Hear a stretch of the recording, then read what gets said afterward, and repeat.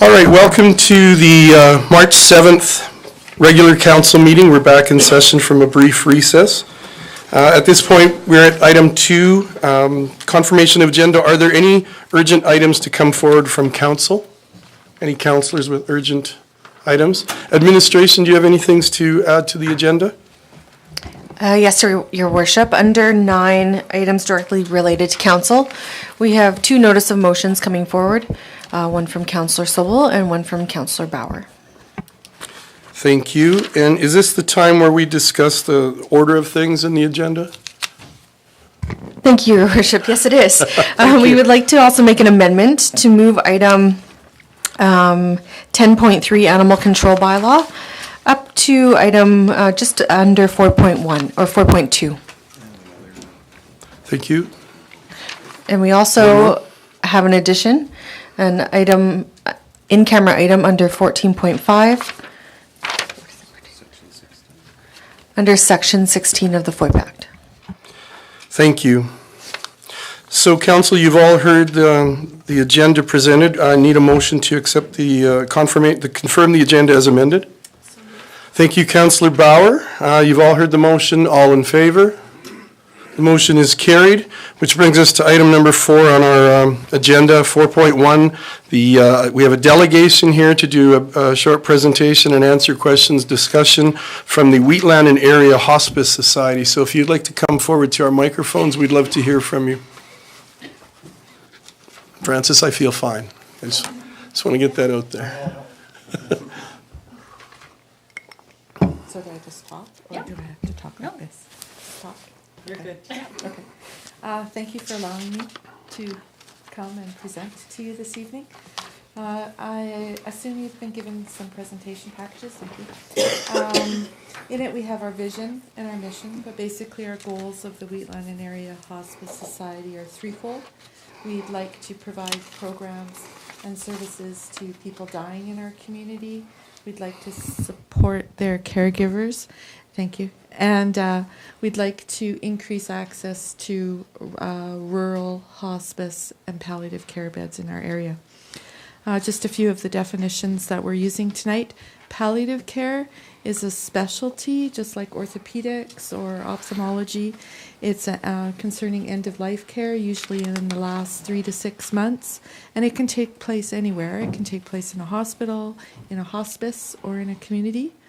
Hospice care specifically is care that, rather than addressing the physical needs of the dying patient, it puts most of its resources into the spiritual and the emotional and the psychological requirements of the patient. And in fact, not just the patient. In a hospice, the patient is the family, and the patient is the community and the family and the friends. So now there's even been a further development of hospice care, so that they're looking at providing that holistic care outside the walls of the hospice, so in the actual hospital beds and in the community. We can all agree that people that are involved in palliative care do better. Patients do better, families do better, and it's more financially responsible. And you can see in your packages that there's a big difference between somebody spending a day in an acute care bed versus a hospital bed. And so now that I've brought up the topic of money, you can also see in your packages that we've given some estimates of what it would cost to build a hospice in the Wheatland area, which is about $3 to $6 million. And that's based on a build of the Okotoks Hospice and the Red Deer Hospice about 10 years ago, when they spent about 1.5 just to build and then another $1 million to furnish it. So we're looking at a cost of about $3 million plus. The annual operating cost of running a hospice in the Wheatland area would be about $1 million. And that would be split 50-50 both by the Hospice Society and by Alberta Health Services. So you can see $500,000 is a huge drain on our communities to have to raise that every year. So 3 things need to occur in order for us to have a hospice in the Wheatland area. One, we rural hospice societies have to get better at fundraising. 2, we're hoping that the municipal governments will help us in some way to gather some money, and one day we can maybe talk about that. And that's supposed to be a joke.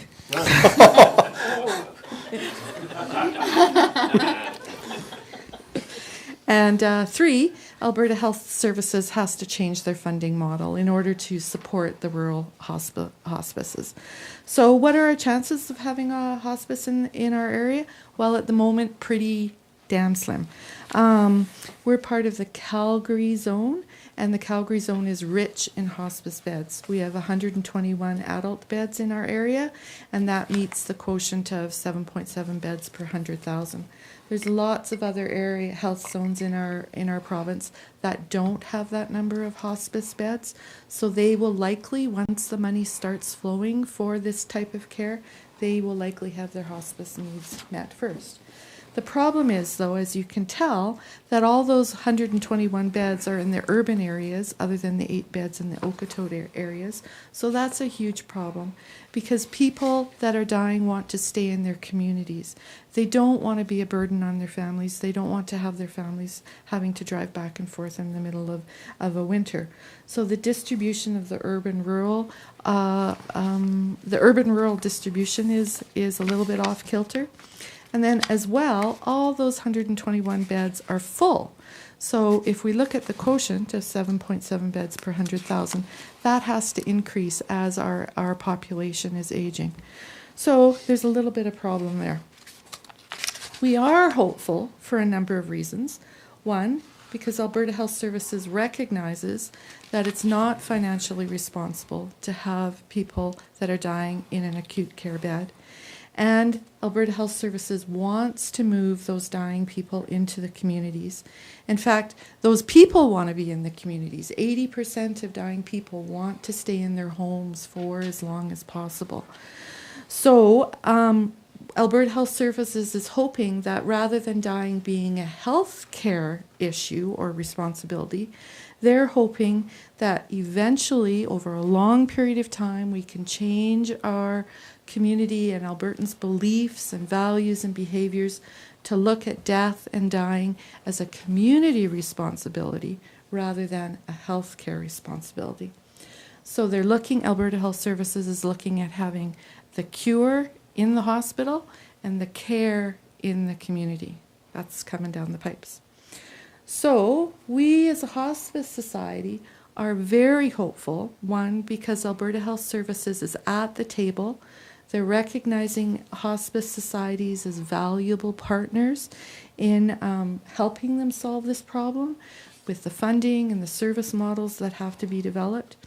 And most importantly, they're recognizing that the hospice societies are the experts in they have the local knowledge, they have the intimate care, the intimate knowledge of the social capital in our communities, and we have an ability as rural, local hospice societies to activate our citizens to become involved in the care of the death and dying, and activating them to ask, how can we help each other in this period of our lives? So what are we doing in the meantime as a hospice society? While Alberta Health Services gets its funding and its service models all figured out, we're developing programs like the Bedside Respite Program, which is helping to keep people in their homes for as long as possible. We're helping to coordinate access to services, whether it's the physician's offices or the rural palliative healthcare team or the primary care network, or the ambulances or the lawyers, or FCSS, the care drivers, other people that are involved in community service programs. We're hoping to coordinate that. And finally, we're hoping to help integrate the healthcare system and the municipal care system with the citizens, so that the most important is the citizens are able to create a caring and compassionate community where they can ask themselves, how can I help? What can I do for you? What do you need? And I've included in your packages there a link about compassionate communities. So there's municipal governments in Ottawa and Windsor and New Westminster and I think Kelowna. Those municipal governments have created charters that are guiding their municipal activities to create, and it's based on the palliative care model, to create communities where the citizens are asking, how can I help? So, how can you guys help?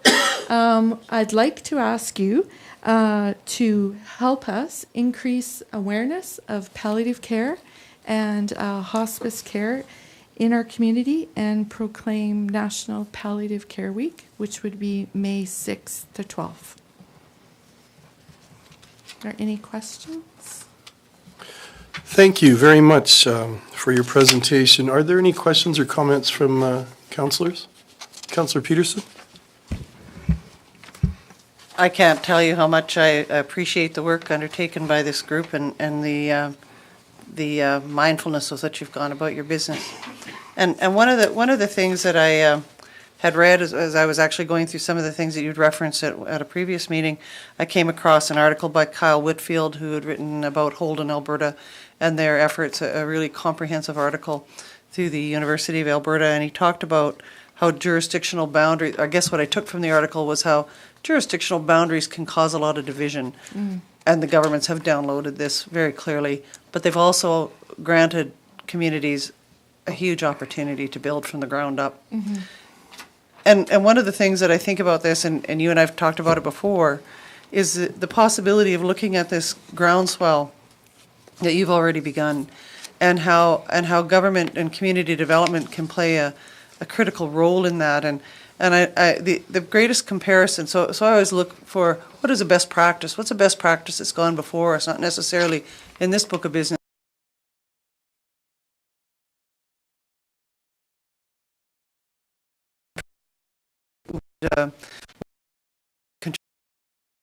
Look like in a it and the onset of the library system. Argo Library then set up a conjoint approach with their municipalities to, for me to look at the same of $500,000 a year in the it's a smaller problem. I think that this is something that is near except who doesn't get old. Saying for think that system that they utilize to bring we use very effectively community and taking with the that this was for small levies among I think That what that it's a community development. The benefit that people speak by their fellow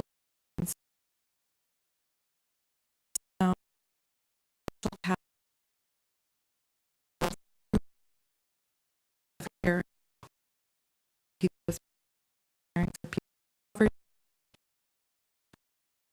the elder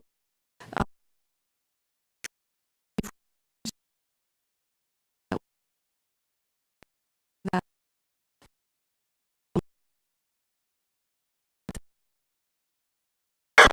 the benefit there.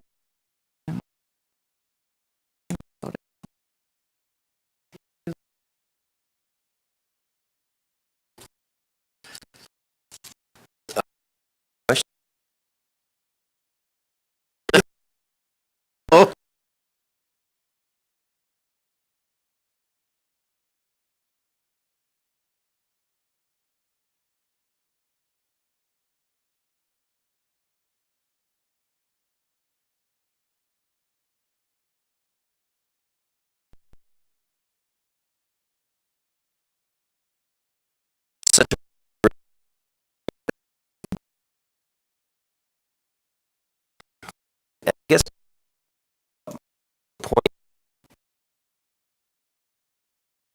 like, buying? So the range, we did have a range. So 3 million.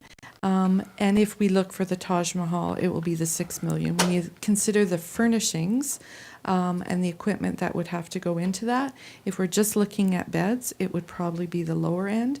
But if we're looking at family rooms and community rooms and having tub rooms, that sort of thing, that quickly adds up. You know, the ladies auxiliary just spent 40,000 on the chairs in the waiting room at the hospital, which is incredible. So the concept of buying a home has been brought up. There's a number of problems with that. One is the licensing of a hospice would be difficult to do within the current Alberta Health Services model. Okay. So in order for that to happen, Alberta Health Services has to change, and they don't change very quickly, right? So that's the biggest problem. It's not a problem from our end. I think it's a great idea. In fact, the idea has been floated, why can't we have a number of homes in a number of communities? Like out in Hazard, they would buy a house at the drop of a hat and then have people that aren't able to function in their homes go move into that and actually stay in their communities. So it's a great idea, and it's worth looking at, and it's one of the things that's going to be on the table. Great, thanks. Yeah. Thank you, Deputy Mayor Sobel. Councillor Montgomery, and then Councillor Bauer, did you have your light on at all? No, okay, I'm seeing things. I just wanted to thank you for your efforts on this, and my fellow councillors will probably at least admit that I do appreciate thinking outside the box and changing kind of, like getting away from the old ways of doing things and, and doing things kind of a new way and looking at new ways of doing things. So that's all I'm going to say right now, but so thank you for your efforts anyways. Thank you, Councillor Montgomery. Are there any other comments? Joni, just before you leave, I just wanted to ask, and maybe this is a question for Jen in Legislative Services, will this be coming back to us to make a motion as far as declaring May 6th to 12th? That we can do that now? And before we do that, I just wanted to ask another thing. It ties into what Deputy Mayor Sobel was saying, and if we are looking at a strong tie right now between Alberta Health Services and the ability to do a hospice, you were mentioning the high price of those chairs at the hospital.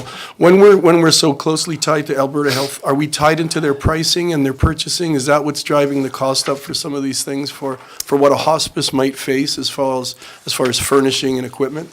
No, we're not tied into their furnishing. Okay. We would build it. Okay. And they would just help operate it. Okay, Yeah. and thank you. And I see that you're on your package that you're talking about a walk on May 6th. I know Councillor Peterson's become very good at nominating me and volunteering me to walk, so I've already put it in my phone, so I'll try to be there for sure, because she'll make sure I'm in trouble if I don't. Actually, Mayor Fuel, as you brought it up, we were hoping that you would speak and do the welcome.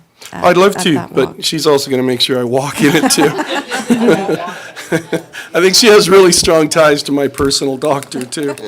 So, Council, at this time then, we're looking for Deputy Mayor Sobel? If I could just add one other thing. Okay. I take it these fundraising events are on your website? Yes. Yeah. So I just want to bring the public's attention to the next big one, which is at the Strathmore Civic Center. It's a barbecue beef dinner prepared by the Cheetah Lions and silent auction. That's on May the 12th, 2018. $25 a person. You can't go wrong with that. So I'd certainly encourage everybody to show up. We'll be there. Yeah, we're hoping to bookend the Hike for Hospice on one end and the Cheetah Lions event on the other end. And as well, there's the road show, which I've included, which is we've been chosen as one of 6 communities in the province to host Alberta Hospice Palliative Care Roadshow, which is a one-day conference that will be held at Hope Church. And this year's topic of the conference is spirituality and death rituals. Great stuff, thank you. Thank you, Dr. McNeely. Councillor Bauer? Thank you, Your Worship. I would like to just say that your presentation really touched me. There was one quote specifically. It was, "Hospice allowed my wife and I to make the days count rather than count the days." And I would like to make a motion that we approve May 6th to 12th, 2018 as National Hospice Palliative Care Week in 2018. Thank you, Councillor Bauer. You've all heard the motion. All in favor? And the motion is passed unanimously. Are there any other questions or comments for Dr. McNeely? Once again, we thank you for being here, and thank you for all your hard work and all your volunteers who are trying to bring this to our community. Thank you very much. Thank you very much. Which brings us to item 4.2, which was moved up from a later item, and it has to do with animal control bylaw, which is on page 101 of your agendas. And that would be, is Trent, are you speaking to this one? Teresa probably doesn't know.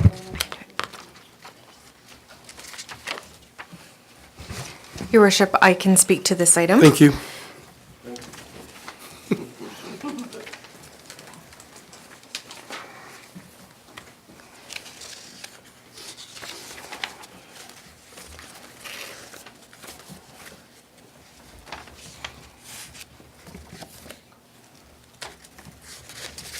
Sorry.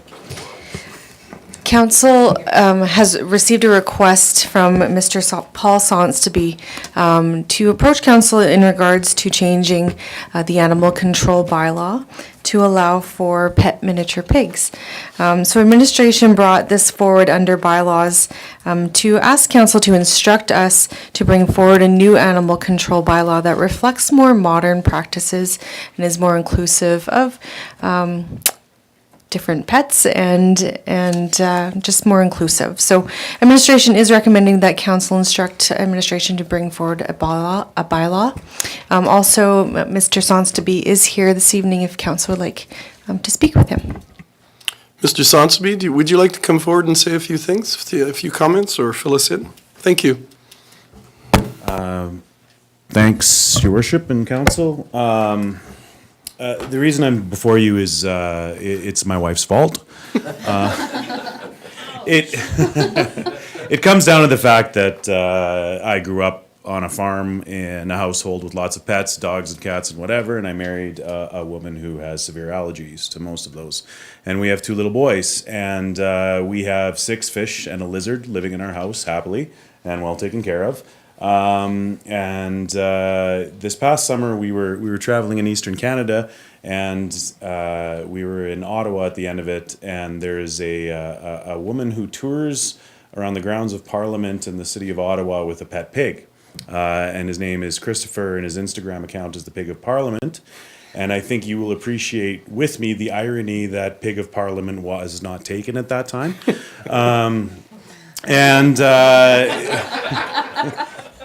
And so she began presenting to our boys why they make such excellent pets, their intelligence, their docility, things like that. And the thing that stuck is they're also hyperallergenic, which means it would not bother my wife in the slightest. So we have been conducting our research for the past 6 or 7 months in regards to miniature pigs. As pets, and a big thing to consider is this is an animal that there's some I'll call it illicit breeding practices with these animals, and so in doing the research, we've discovered that the American Miniature Pig Association, which has breeders all across the United States and 3 in Canada, has very strict regulations on miniature pigs, because I have an information package I'll give you each, but there are people who can simply take a pig, and pigs will breed within 3 months, and but they continue to grow for 5 years, and so you look like you're getting a miniature pig, and then you'll get some farm beast. And we are looking at getting council to reconsider or change the bylaw in regards to to animals within town. We're not looking at gaining a piece of livestock. We're looking at a pet that my wife is not allergic to, that my children will love. They generally grow to about 15 to 17 inches high, so about the height of my knee. And they weigh, depending on the diet and the exercise, between 40 and 70 pounds, which is a pretty big spread. Again, the diet and how much you exercise them is part of that. The way that it's been defined to me that makes a lot of sense is if you think of these animals full grown as the size of a Labrador puppy, but the weight of a Labrador male. So to take it like that. So I have some information for your worship and council, and would be glad to answer any questions. Thank you, Mr., how do you say your last name? Sonstaby? Yeah, Thank you. it's close enough. Deputy Mayor Sobel. Thank you for that exhilarating briefing, Mr. Sonstaby. Question I have for you, when you buy these pigs, do they come like with, as purebred dogs do, with documentation? If you buy them through the AMPA, and so that would be, if I may advise council, like, I would really strongly advise you to make sure that those of us who were to get these as pets have pets registered through the AMPA. And then, like I said, there's only 3 breeders in Canada that are AMPA approved, have AMPA stock. When we were first looking at this, we found a breeder in northern Alberta, but they are not AMPA approved. I don't know if I'm getting a farm pig through that, and that could be a boar of 300 pounds by the time it's done. So they come to you spayed or neutered, dewormed, vet approved, microchipped, the same as you would a dog. Yeah.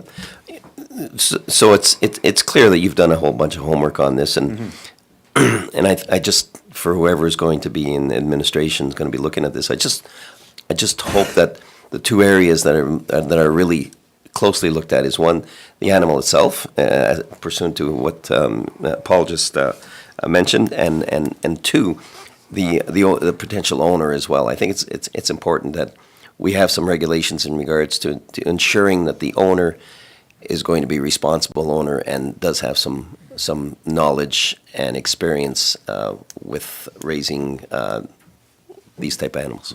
If something I could add to that, if I may, Sure. Mr. Mayor, Deputy Mayor, is the AMPA actually has a long list of regulations that they need potential owners to meet.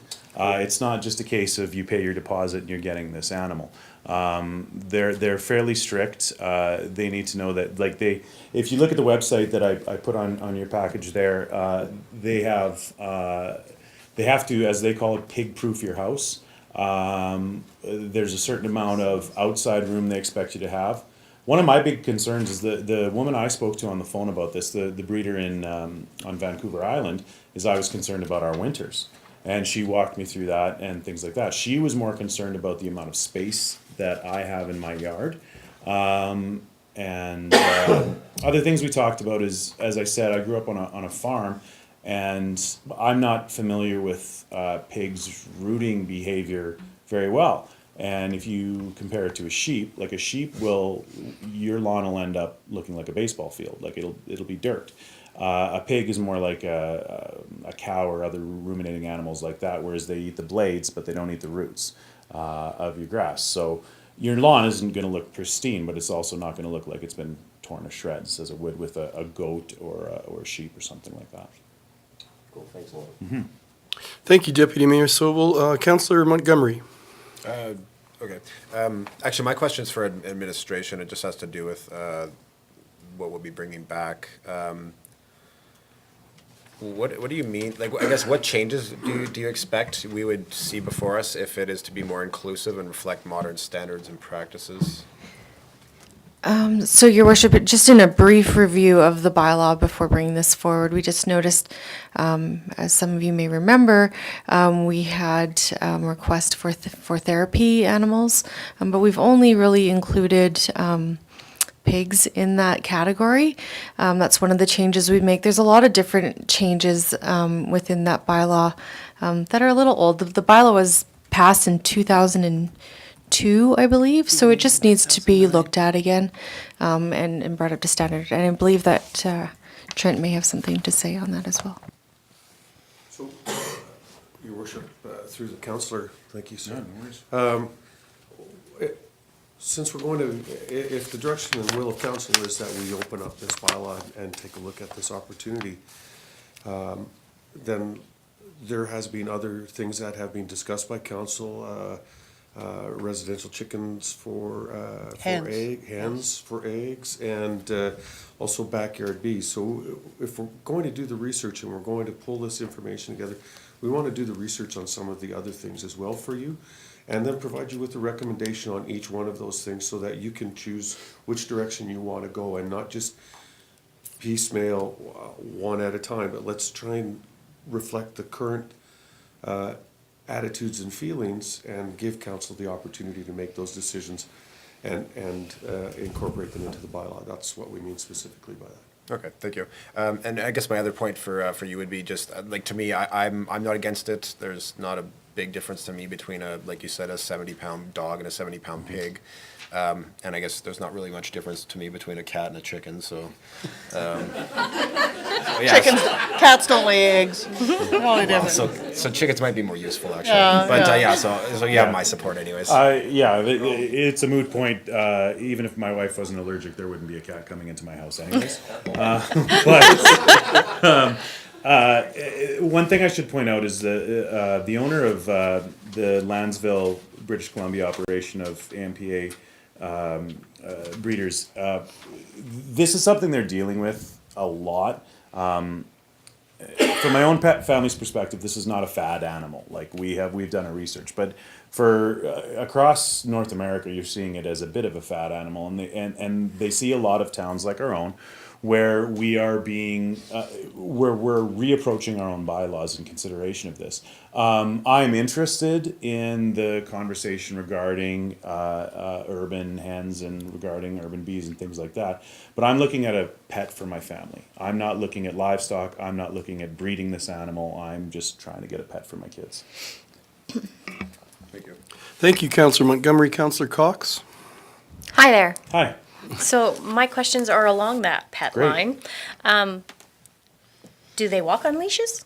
Pigs don't really have necks, so you put a harness on them. And Okay. you harness train them, and that's your big concern. Yeah. So my general question would be then, if we allow the pigs to come in, would you be able to follow all the rules that a pet owner of a dog would have to follow, being on leash, picking up after your animal, and then you would?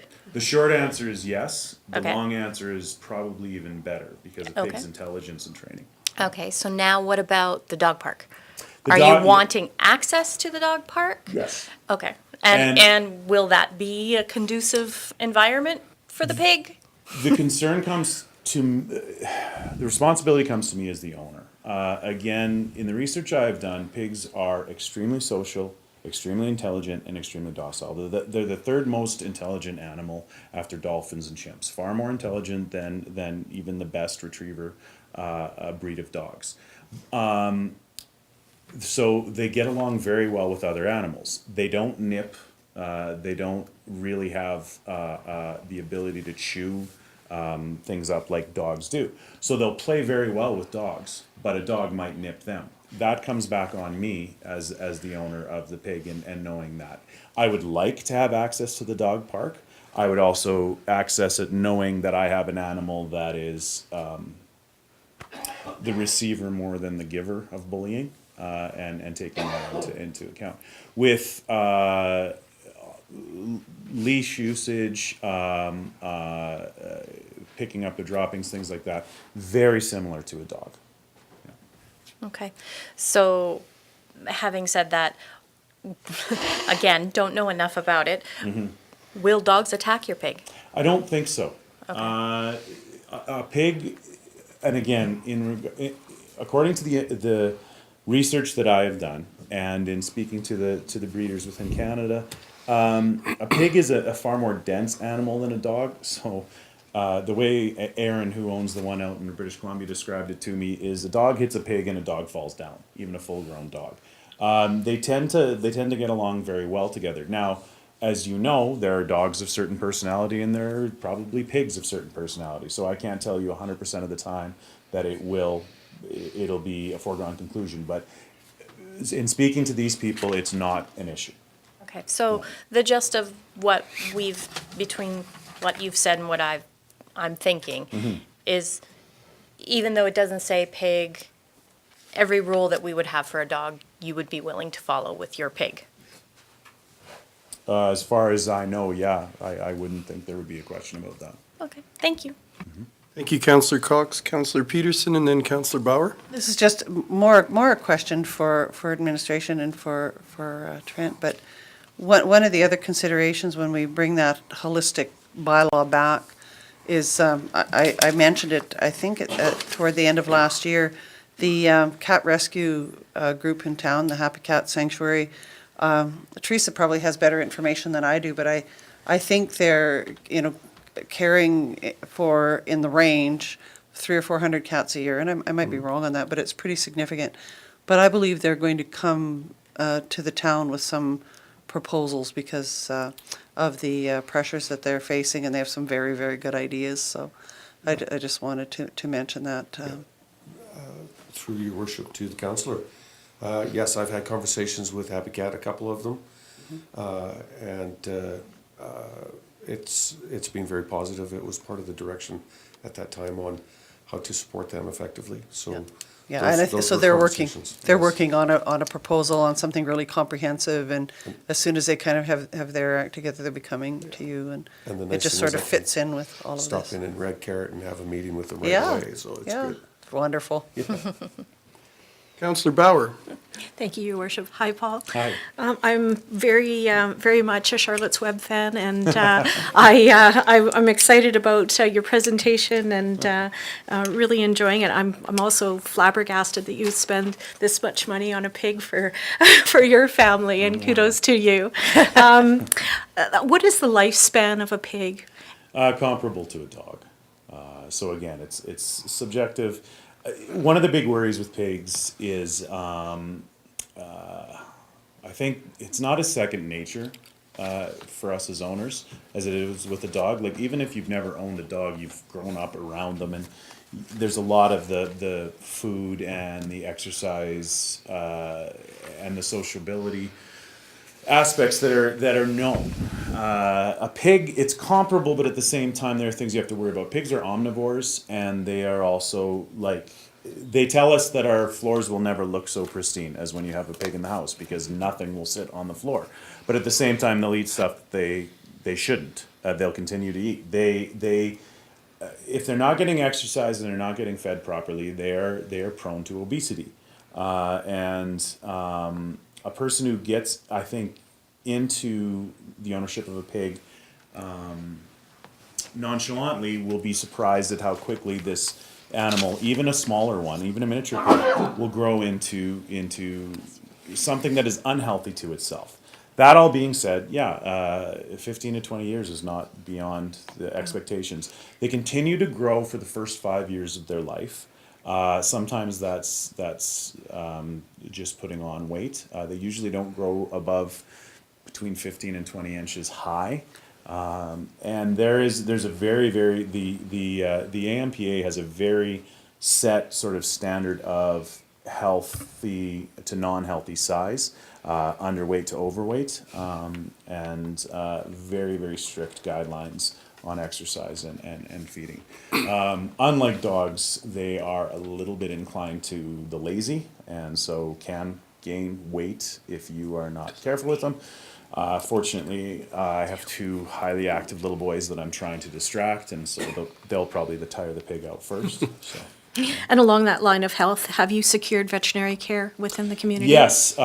In your package, it mentions that unfortunately in the area of Strathmore, we do not have anybody who will work with a pig, but there are are smaller communities to the north and south of Calgary, all within a hour's drive. sorry, I didn't see That do. I contacted Councillor Sobel a couple months ago about this and did some research in regards to veterinarians, in regards to places that the animal could stay if we are not in town. Our family couldn't look into it, and things like that. And also I've spoken with my neighbors about this as well.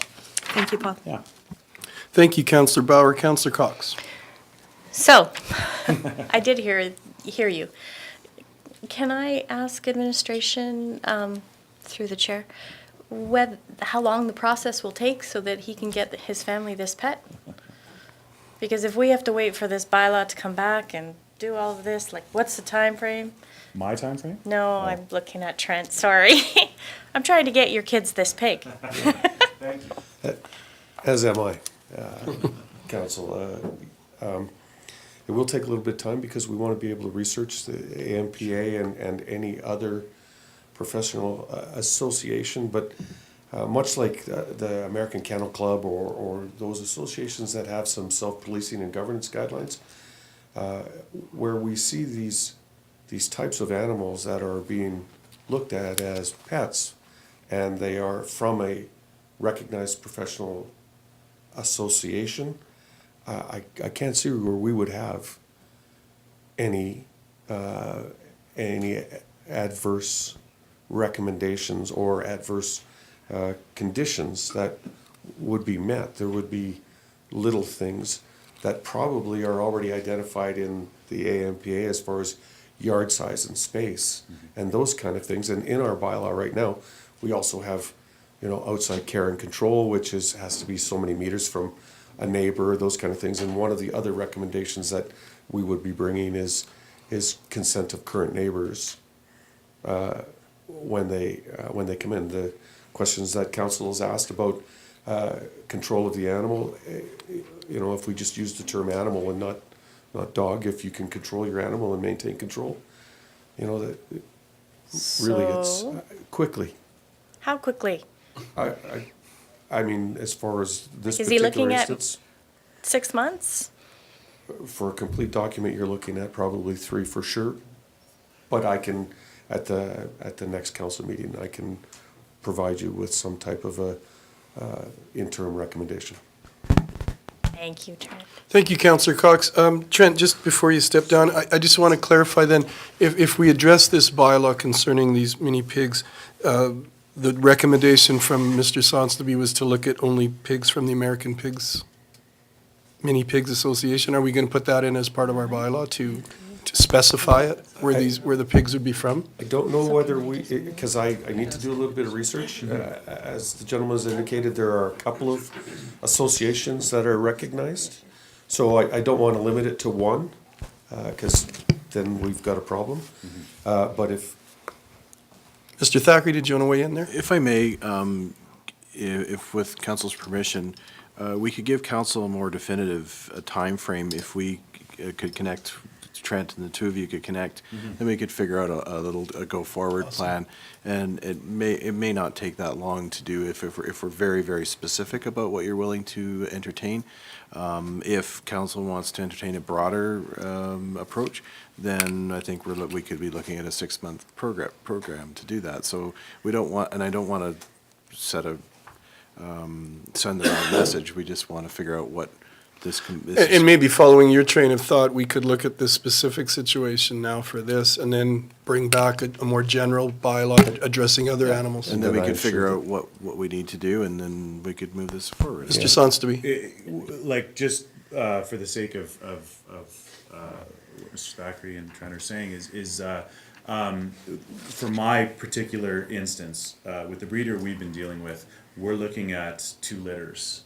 One would be in late June, one would be in mid-September. And I don't think we would be going with a different breeder than that. So this would not be Finn's graduation present? No. Graduation from what? High school. No, yeah. No, but so it's those are the hypothetically at soonest. Okay. So that gives a certain amount of room if we're talking even Okay. a few months. Thank you. Councillor Corbeil. Thank you, Your Worship. Thank you very much. I want to say, and I was actually just going to make a motion.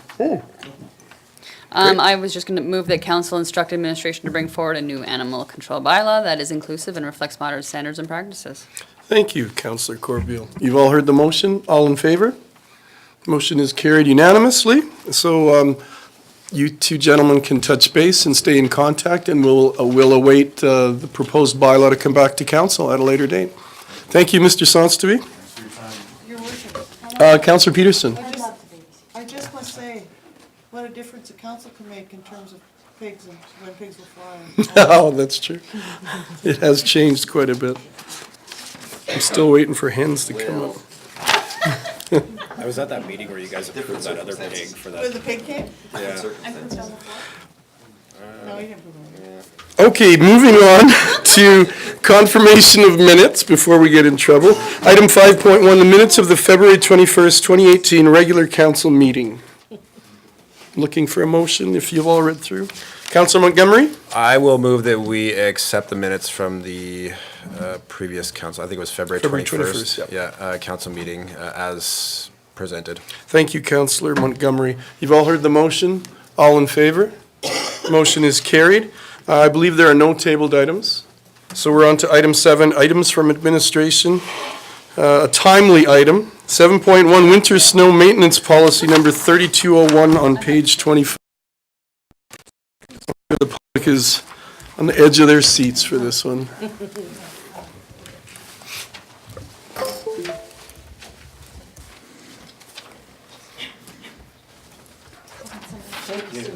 More papers.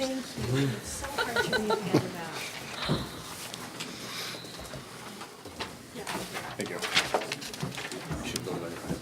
Thank you, sir.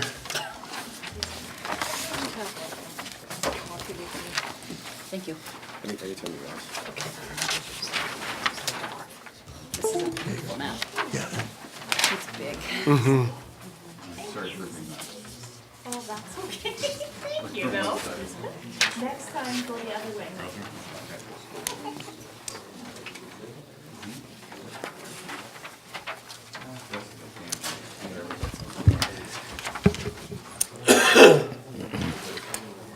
Good evening, Your Worship and Council. Thank you for having us tonight. We are here to introduce the amended winter road maintenance policy and procedures that we are bringing forward. It's already done. My intent here is that Infrastructure and Development Services has spent the last couple of months reviewing the priorities of reviewing the policy and our procedures. The intent of this was to revise the policy to provide clarification to the public by setting the priorities for maintenance routes and attempting to set a measurable standards. The policy was updated based on research of our best practices, input from council, administration, operational personnel, and of course our citizen communication forums. Tonight, our manager of operations, Craig Nichols, here will be presenting the policy that he's put together to support the town's snow operations. Good evening, your, what? You want that one? I'd rather tall one, actually. Good evening, Your Worship and Council. So basically, we're just going to go back a bit through the background. And if we go back to the December the 13th, which was my third day on the job, Ryan was nice enough to put forward to council basically a little workshop. And there were about 6 key areas that was discussed with council.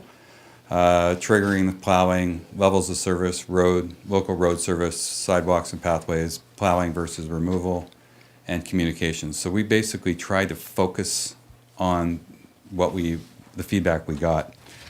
The first one was the triggering. This one was pretty simple, straightforward. We asked you at what level we wanted to start the plows out there. And you said 3 centimeters. So under the revised policy, section 5.1, we've actually put in, I quoted the section, on the priority 1 roads, once it reached 3 centimeters, we'll start plowing. So that was pretty straightforward. I think it really didn't change much from the previous policy. I guess the only change there was, it was measurable, because before it was Yeah. just 3 centimeters, but there was no definition of where. Yeah. So we said 3 centimeters on our priority 1 roads. So that's a measurable part of that discussion. Yeah. Then we went on to the levels of service, and basically we started looking at the refining of the priority list. The previous policy had basically an emergency essential services list and a priority 1, priority 2, and there really wasn't really collation. In our discussion, that we put forward basically more along the traffic master plan, and where that was actually defined the type of road. So those is basically what we were looking at, moving the master plan into basically in conjunction with the policy. We also asked council about, we were asked by council how long it takes to actually clear the snow from the roads. So we actually, in the new policy, you'll find that we actually put some sort of a measurable standard in there. There was also questions about the service levels of snow removal in the downtown core.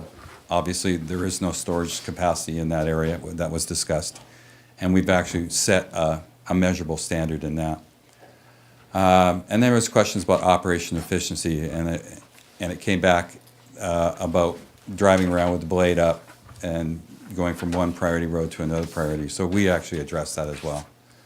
So these are the 4 sections that we basically modified within the new revised policy, which is section 4.2. We revised it, spelling out quite clearly based on the traffic master plan. The priority 1, 2s, 3s, and then of course we have a priority, non-priority roads, which is the local roads and laneways. We'll get to that one. I know that's going to be coming up. Section 4.2 establishes a performance response time for all 3 of the priorities above. So for the example we gave was after the snow finishes falling, priority 1s will be basically cleared within 24 hours. And would be cleared down as close to the road surface as possible. Now, we do have some limitations on that because we have some manhole covers and some issues that we just can't get down there because of the construction of the road. Then we move on to section 7.4, which triggers the level at which we begin to start removing the snow from the down contour. And we did it based on the height of the gutter, which I think we measured at about 15 centimeters. So once it goes above the gutter, then we've got the snow that's going onto the sidewalk. We have the issue about people driving past the road onto the sidewalk to park, and then we wanted to make sure that we maintain that and then bring it back down. And the last one, section 5.3, provides operations with the ability to continue to plow connecting streets to achieve operational efficiency. So if we're going from a priority, we want to go from priority 1 to another priority 1, but there's a priority 3, we'll plow the priority 3 just to make sure that we do that. And basically, we developed within our procedures actually routing maps so that we try to make sure that the crews stay within going from 1 to 2, back to a 1, et cetera, et cetera. This basically lays out the map that, I gave you the larger map in front of you so that you didn't have to use a magnifying glass like we do when we look at it. So basically, if you're doing a routing and you're going down Lakeside Boulevard, and then you want to connect up to the other one, you would probably go down like one of the other streets to connect up to Westchester, but you'll be staying on one of the priority routes to do that, so that the maps and routes and the crews maintain that as best they can. I do want to just give one shout out that you've got a phenomenal group of operators, because in probably just about 3 months, and I point to my colleague back here, Dave, in 3 months, these guys have taught me a lot, and I've actually done a lot for the town, and just a bit of a shout out that they've done an awesome job, given probably a very difficult winter for the town of Strathmore. I guess one thing we want to bring forward on the map here, some of the changes that you will see relative to before was all a list, and I'm a visual person, and so is most of my crew, so we like to give it in a map format. What the changes that you will see from the old one is, for example, we are now doing You go into Wildflower, you can see that we are going down that collector round to the roundabout and up north, because that is a collector road. So that is now included in the, still within the policy, but we just modified that slightly.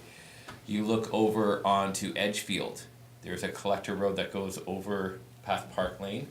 Before that wasn't on the map. Those are things that we've added to the route map. You'll see that we've actually put the one right in front of the field house as well, even though that road's not built, but we know it will be in place before next winter. So we want to put that in as well. And we've modified a few other areas in town, but mostly we've added to the network in terms of collector roads and things that due to growth. So that's kind of the big changes in the map. The other issue that came up was local road service. The current policy did not clearly set out what conditions non-priority roads can be plowed. And we wanted to bring in more ability to be able to address this situation. So there's a few sections within it that we felt that sort of helps operations and administration basically to carry out situations like we basically have occurred. The first one is a clear definition of impassable in a measurable term. Before it was sort of at the whim or the decision or the discretion, but now we've actually put something in there that sets a measurable standard that helps us to at least look at it from that point of view. The other one, it provides the flexibility for the director to commence plowing when determined an impassable situation, so that we can go right away and go into these areas. It also gives the chief administrative officer the ability to declare an extreme weather event. By triggering that, you trigger other sections within the policy that allows us to put more resources, plan for the situation and try to address it, not just with our crews, but with contractors and resources out there. And the last part provides for the establishment of a snow reserve fund, and that's basically helps us to address the cost factors. So, sidewalks and pathways was another one that was brought up. Council was generally satisfied with the level of service we were doing with the sidewalks and the pathways. However, there was sort of an interest to incorporate transportation and recreational pathways. The old policy had no wording on pathways whatsoever. So basically what we've done was we've added transportation pathways into the second priority of the pathways, which was basically adjacent to parks, and it also allows for the cut-throughs that goes between neighborhoods. So they're our second priority. The third priority will be the ones used for recreational purposes. Over the past weekend, you'll probably notice that one of the concerns, pathways are actually used in some cases for drainage. So there is a critical factor in having the cut-throughs and the pathways plowed and cleared. So it's not just a convenience factor for getting one person from one neighborhood to another. It's also to make sure that when it does start to melt, that the pathways are actually used properly as the drainage between point A and point B. Throw some photos in of the crew so you can take a look. Under the revised policy, the removal is better defined. So we've actually added measurable heights with established and priority roads in the downtown core, which we've already mentioned. And it also sets out the priorities for the removal. So basically the priority for the removal will be the priority roads, the ones, then the twos, and basically, because they basically are the funnel channel going through, we need the width. A lot of our priority roads also allows for parking. So once the parking comes back in, it narrows our corridors and our pathways, driveways, drive-throughs. And the last one is to provide snow removal for non-priority roads under the extreme weather event. So under 7.3, it gives us that flexibility if it gets declared that we can go in and do snow removal in certain areas that after we do an evaluation, sort of a triage to figure out where it's worse at and where it should be. And of course, we're looking at that now for a lot of the situations that we're currently looking at, not necessarily removal, but because we're going to be getting into more drainage issues. So The last part, which was communication program, under the old one, there wasn't one.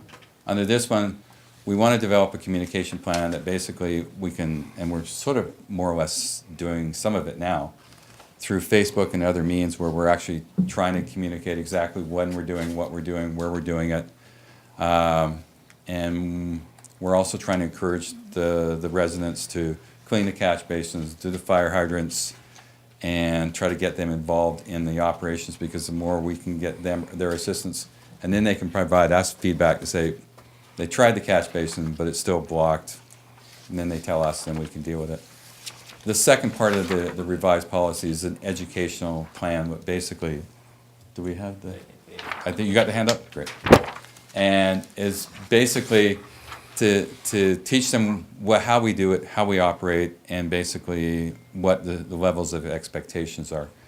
And hopefully that helps them better to understand what the crews are doing and why they're doing it in the order they're doing it in. So basically, in conclusion, you got winter weather in Strathmore, which is more than we used to get in Vancouver. Used to snow and rain, and it's gone within 24 hours. And we have limited resources, equipment, labor to provide services to the residents. Sorry, I'm still kind of nervous. And the revised policy attempts to provide measurable standards, expectations, leaving some flexibility to handle the exceptional circumstances. So pretty much, yeah, I think pretty much we addressed pretty much what came out of that December the 13th session. We made some other little changes that are in the RFD, but they were just wording, semantics sort of thing, where salt and sanding we replaced with snow and ice control, because we want to be able to move forward with other products. So I guess one of the big things that's different about from the old to the new policy is we have a policy and we have procedures. Yeah. We have two procedures developed, one for roads and one for sidewalks. Instead of trying to put it all into the policy and talking about our pickle mix and what percentage of salt is in there, the public doesn't need to know that level of detail. And if we come up with new innovative ideas, like the city of Calgary is looking at using beet juice, we can do that within our policy and test it out, make sure it works, versus having to come to you and say, hey, we want to try beet juice. We can just try that in the section and make sure it works. So I think that clears it up and tries to make it clearer and more concise. We're open for any questions or concerns. We're excited about the new policy and some of the opportunities to move forward. Thank you, gentlemen. Councillor Montgomery. Thank you for your presentation, and I'm very glad to hear that you guys it sounds like you guys are going to be a lot more efficient and yeah, you guys definitely did a good job with this last snowstorm, so kudos to you for that. Or I guess I have a few points, but so one has to do with on page 35 or 5, 7.1 and 7.3. Just has to do with like the 100 centimeters of snow storage. Like, are we talking about like if a plow goes down the road and kind of, like creates like a windrow to the side, is that considered snow storage? Yes. Because like isn't like basically a meter, like that's that's almost creating an impassable situation, isn't it?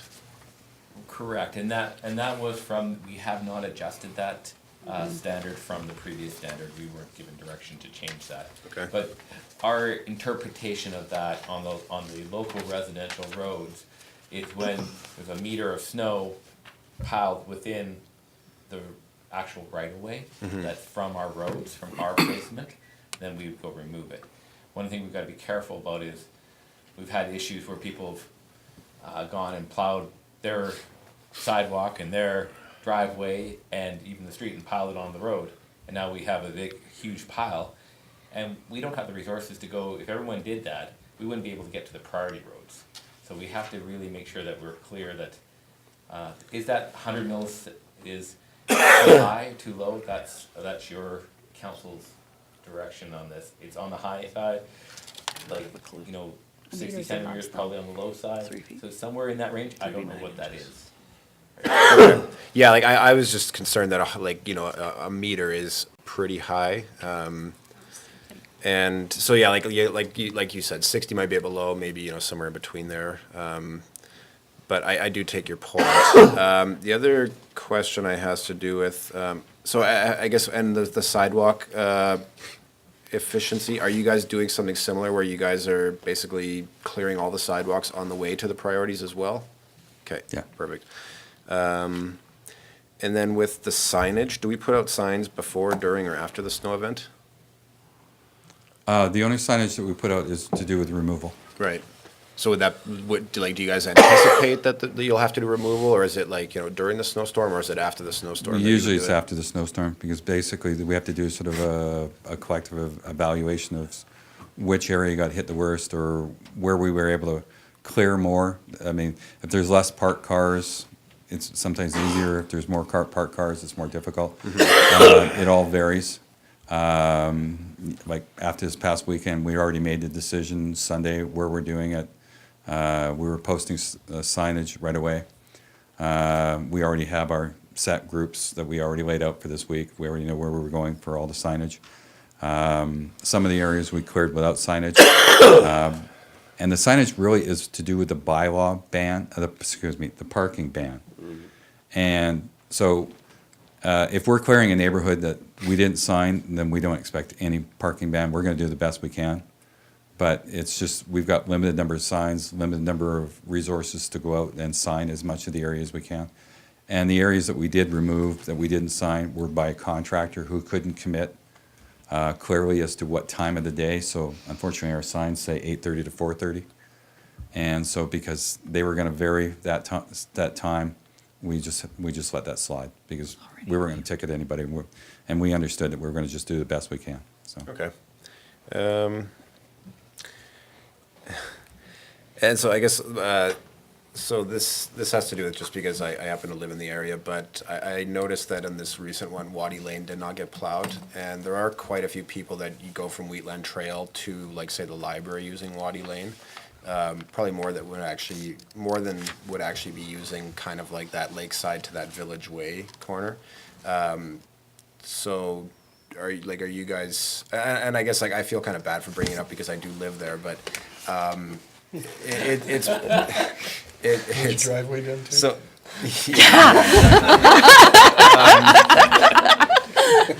Sorry. I understand how it seems, but I can guess attest to this. You're young. We know what your solution is. You're young. Snow angels. Yeah, exactly. So I guess how did you guys consider as far as you did First Ave, for instance, which is basically entirely residential, and then but the next one over, which like I said, more people probably use than maybe even First, didn't get into that. Are we talking sidewalks or are we talking roads? Roads. You talk removal? No, not removal, just plowing even. So it goes to where we've defined, if you look in the policy, where we've defined the downtown core. That's one thing I forgot to mention. We did expand that. Before it was only second, third from Lakeside, so we added fourth. So I think it was a request by council. So we have added fourth into that downtown definition. So that might be one of the issues. I think we went from first. Was it from first? Yeah. It's from Yes. first to fourth. First to fourth in our downtown core. So that's why that would get plowed under that priority, and that's why Waddy wasn't. But that's not the. Mr. Thackeray? I mean, there's. I almost don't want you to, just because of, like I said, the position I'm in, but it's just Maybe if I something- could piggyback on yours, is Waddy Lane the one where the big apartment building is being built? No. No. Oh, there is one. Because not the bigger. that might be a good thing too, as far as Waddy Lane, because there'll be a lot of people living there. There are a lot of seniors and people who And walk it's to right by the libraries. right by the Tons seniors of lodge, seniors. so And the maybe that Lutheran is a good Church. one Well, to so add. my next question has to do with the sidewalks actually in that area, because we were talking about plowing from Wheatland Lodge to the downtown on the sidewalks, just to make sure that it was done properly for the people that need to get downtown. And I didn't see that on the list of sidewalk priorities, so are we gonna be doing that one? It kind of is there. I looked at it Yeah, too. It's referenced in this document we just got on the Like, I didn't- second last page. Okay, yeah, I looked for it on the schedule. but I Third didn't last see page where it says sidewalks adjacent to properties owned by the town and pathways used for recreational purposes. I thought it might fall under there, but I'm Okay. not sure. I was thinking. Yeah, okay, I just didn't see it on the schedule, so I wasn't sure if it would be included or We not. can definitely add to council's wishes on those things. I mean, that one makes sense because of the senior population coming from the lodge Yeah. to go to our downtown. And And to we the could add that into the definition of, although some of those sidewalks are the responsibility of the homeowner, just because we have it on our list doesn't mean they don't have that same responsibility. It's just something that we would do on additional service. So then are we looking then to add Waddy Lane as far as a priority 3 then, as far as the downtown area? I think what we'd want to do is add Waddy Lane in terms of adding it to the downtown core. is part of it. It is, has become that way. Right? Okay, well, like I said, so thank you for answering my questions, and like I said, good job, and I really appreciate that you guys have, and like I said, I wanted to get out of your guys' way so you guys could kind of, do the best you could, and so I'm glad that you guys are doing that, so, thank you. Thank you, Councillor Montgomery. Councillor Cox. Thank you, Your Worship. Hi. So I looked at this map with my magnifying glasses, and I'm kind of concerned about this little quadrant over here, Westmount, Wildflower, what have you. They become their priority 3. They do not have a green anywhere. They do not have a blue anywhere other than this one right here. And 72 hours. There's a lot of people that live there that can't get anywhere. They're completely immobilized. Like these guys up here in Wildflower, Pat would have to stay. they can't go anywhere. And I'm not saying it because Pat lives there, because he doesn't live quite as far as I'm talking about. But like, I personally know that my kids have a few teachers that live up there. They can't get to the school to teach because they are 72 hours before they get they're plowed. Like even their main road, not any of their residential roads, but their main road in is a priority 3. That concerns me. So the priority 3s were done based on road classification, like priority 1s are our old emergency roads, basically, with the addition of arterials. We currently are exceeding those metrics. The on 72 hours? All of our storms that we have, we've exceeded that. But it doesn't necessarily mean that we've got to the full extent. So our guys, generally, we talked about that today, and our guys were a little concerned with us when we said that we put the first one, 24 hours, get the priority 1s, and they all kind of looked at Craig today, and then we said, how about 48 hours for the priority 2s?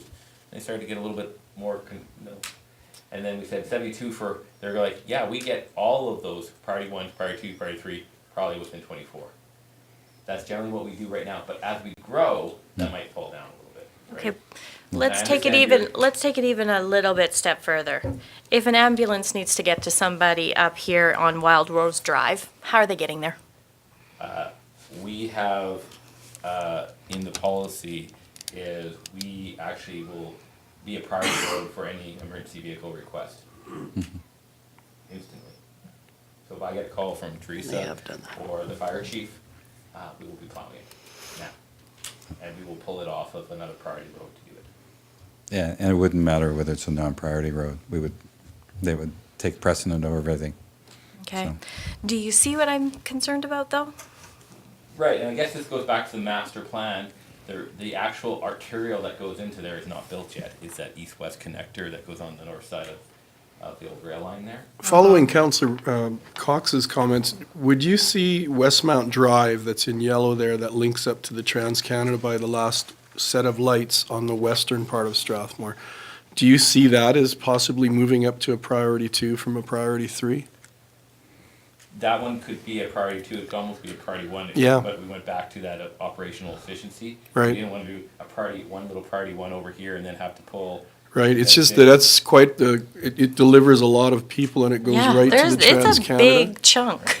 So that's one that people. we might want to look I at. think, It's easy enough to adjust that. And that's Westmount Drive, right? Yeah. Westmount Drive. And you're talking from Highway 1 to the lake there, basically? or- Well, Well, To Wheatland all Trail. of to Weiss- Wheatland Trail, yeah. It's All of become quite a Westmount Drive. connector road and it goes right to the Trans-Canada. So, right where Westchester Road is. Maybe that's too far, but. Like that whole little section over there. This I'm just whole saying that the section. Westmount Drive has become quite a connector. And it does empty onto the Trans-Canada right by the traffic lights, by the Petro-Canada.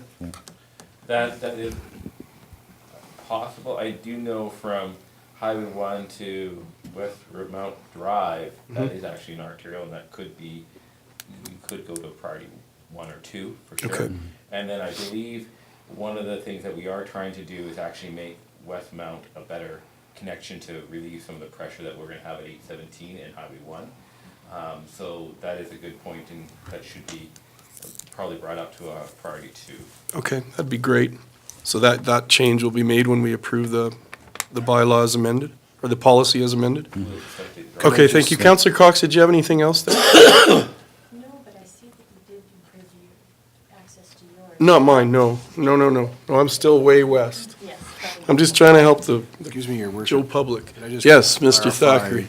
Clarify through the chair, the two roads we're talking about are Westmount, Wildflower, to raise their priority, Well, I had brought up Westmount Drive. right? I think think Councillor also- Cox talked about And I think Wildflower. also Wildflower was also an issue because it is the sole Sole road out. road in at this time, because it could be adjusted at a later date once another road is built. I think it's a valid point, and that's Okay. why we wanted to present this, to Perfect. make sure we covered. I think that's a Yeah, that's- great opportunity there. I think we put that in, and we put the note in there that it's due to the fact that it's the only access. That's the Perfect. reason why that collector road is this, because it's acting as the arterial, so it still fits in with the policy. Thank you. I think that's great. Councillor Cox, you're okay then? Yes. That brings us to Deputy Mayor Sobel. I've actually been keeping score here. Well, thank you, Your Worship, and thank you, fellas, that's good stuff coming out. By any chance, do we have, maybe this is to administration, do we have any knowledge of what our annual budget is for snow cleaning? Our total budget's just over $400,000. That up. Yeah, 465 65. or something like that. And that's including labor for our own crews and contracting. I did look at some of those numbers. Unfortunately, our numbers aren't in for the last storm, but obviously Okay, so up it's- to the 28th, some interesting numbers. We spent about $25,000 in outside contracting services up to the previous storm. So that's the first 2 months. In 2017, we spent about 55,000 on out contracting services, but obviously that goes from December to January. Sure. We are over what we'd expect. The year before, we were much lower than that, like significantly lower on our contracting services, so it goes up and down like we said here. Yeah. Our overtime seems to be, it's hard for me to calculate because a lot of it has to come to, they can bank up to 40 hours, so some of that, and it's also at that new banking, at the new labor laws at 1.5 times, right? So, but what, we've done as directed by council is we've extended our split shifts, so we go, before we worked 12 hours, we started at 5, we worked for 12, we were done. Craig's implemented with his team and with their acceptance is we start at 5 and we have another guy, I think, go all the way to like 11 o'clock. Yeah, 10 or 11 o'clock, 10 o'clock, and depending 1 what o'clock the, at night. yeah. So we're using our equipment, we're maximizing our piece of equipment that we purchased for $200,000 for that whole period of time, so that's been really a help. Great, and I know everybody wants every road to be priority 1, but that's of course not reasonable for the staff and the equipment that we have. But do you have some sense, and I know this is a far out question, but if we were to remove all the snow in our community You want me to do that? after a storm like we just had, can you throw a figure at what would that would cost our We've done a taxpayers? couple comparisons and trying to figure those numbers out. And the local roads, we're looking at anywhere probably $400,000 to $500,000 to do that one time. And it would probably take us 30 days. 15 to 30 days, depending on how the vehicles, because it's very difficult to go in the local because we've got all people parked there. Yep. So, and these are based on, we've done a couple from our latest storm, some from the previous storm, from some of the other areas that we do removals in local areas. So that's why we have that 1 meter standard, because once we hit that, it's out of your guys', we're doing it.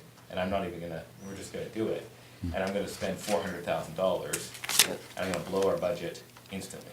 Mr. Thackeray, did you want to chime in? If I may, the guy shared with me, I asked, how much snow has been removed from downtown? It's a small area, and it's almost 7,000 tons.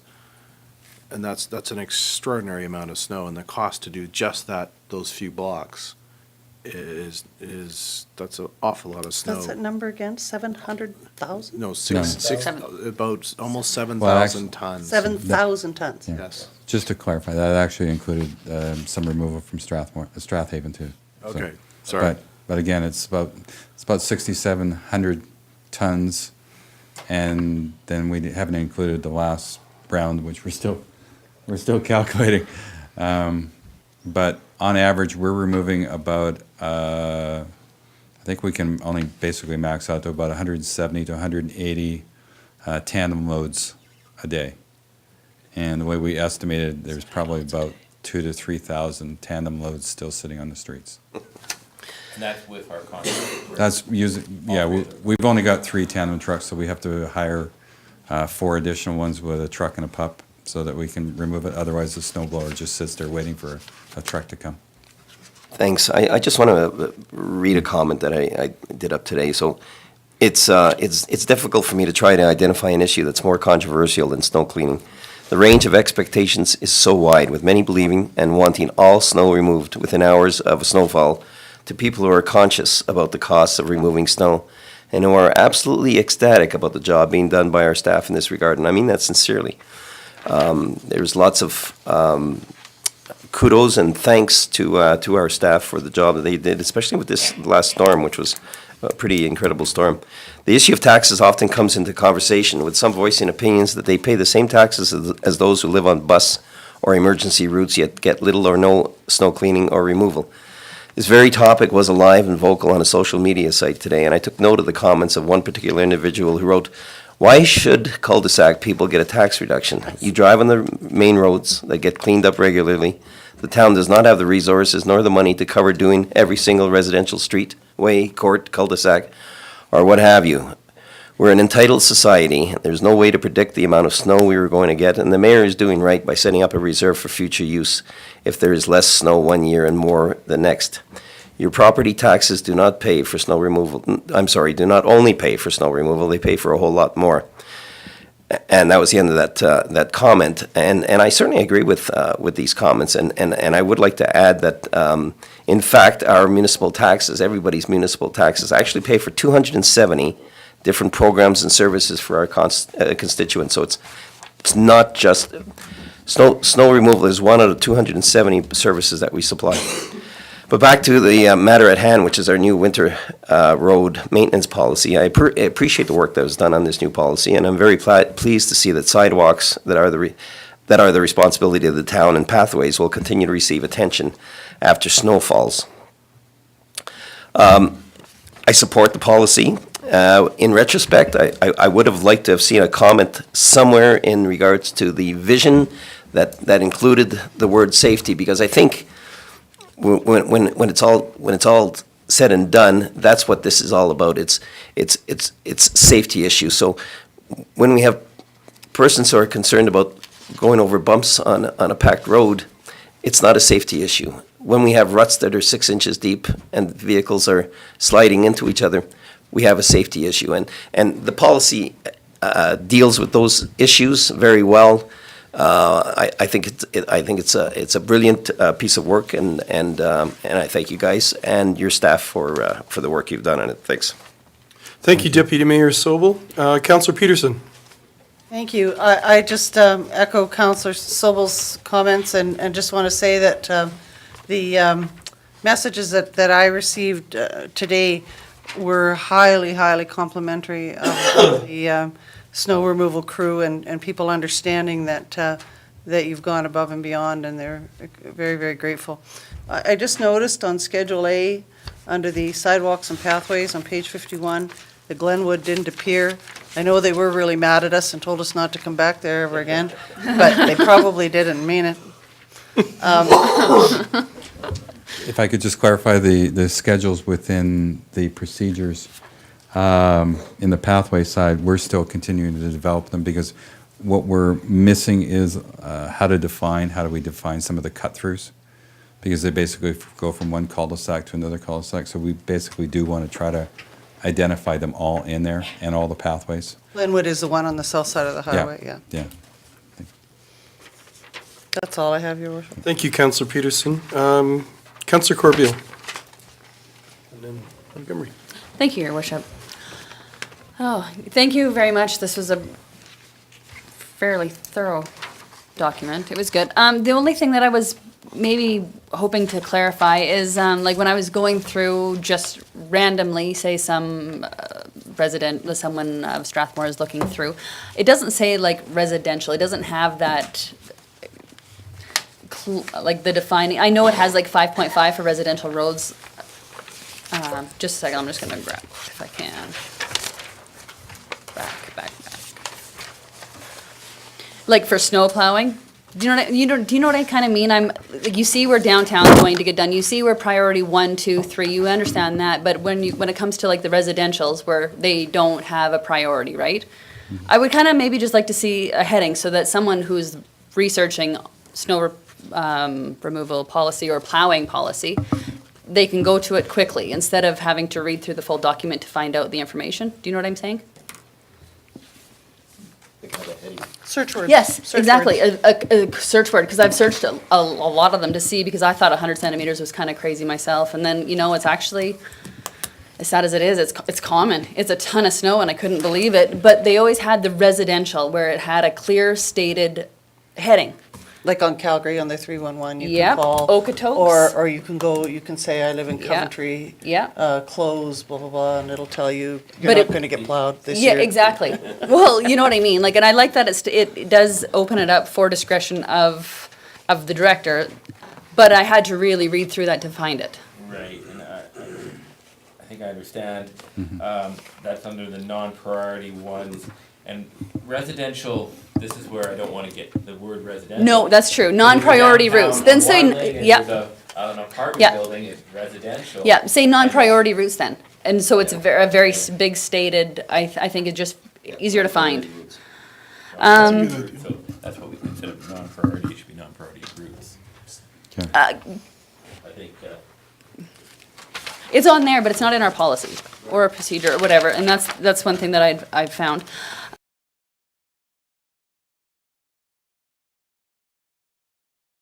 And it's in here for Hill or Strathaven, like snow removal. Can we elaborate why? No, and I know, but can we clarify maybe just in a policy or something like that? Like it,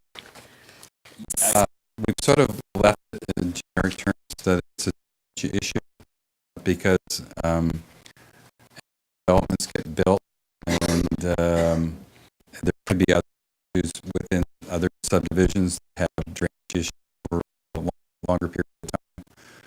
We want to try to keep it so that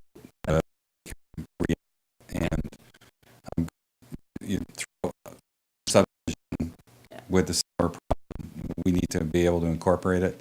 Same thing even with a subdivision that for we're going to try to keep it as generic as possible.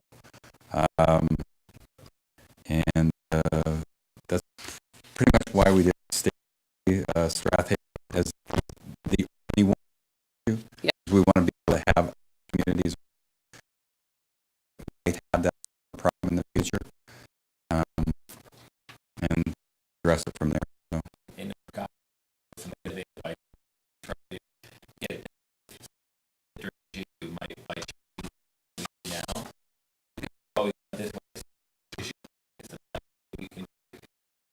lot of the time path throughs. So we spend a little bit more time with our path guys cleaning path throughs. Our crew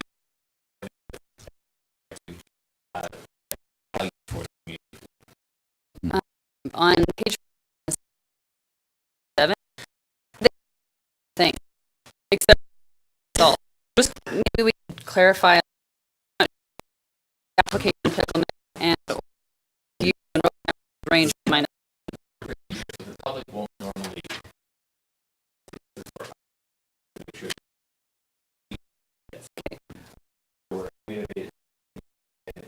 guys know to not waste salt. There's no point in salt. That is kind of the same thing. To clarify, this is constantly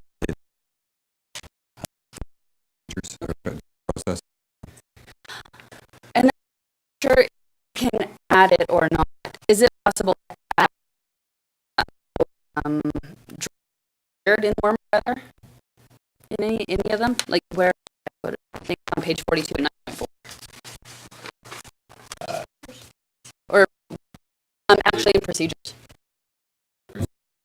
We have one of the successes this year. We had Kevin, one of our worked here a long time, and it was the first year that we've actually been back. We've actually been cleaning catch basins, but they're not out there with their trying to get these catch basins to go out. So we are doing that, and that will be part of the lessons that we do every year. That first snow in one of the lessons that brought through. And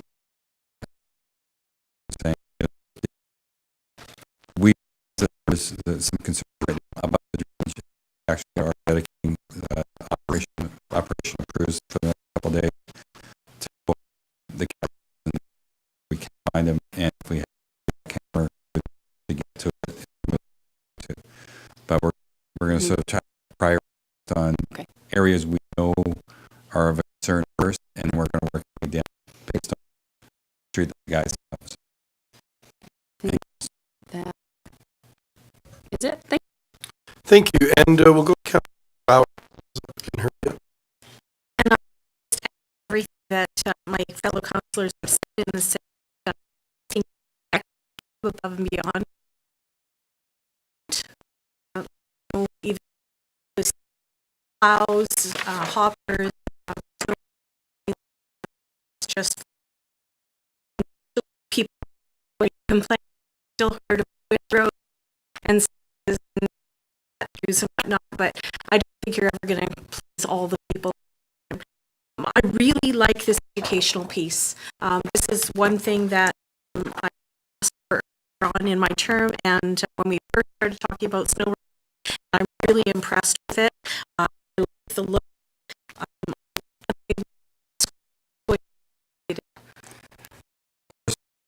Graduate from that to go to Carla. She's Thank you. Develop. I think the district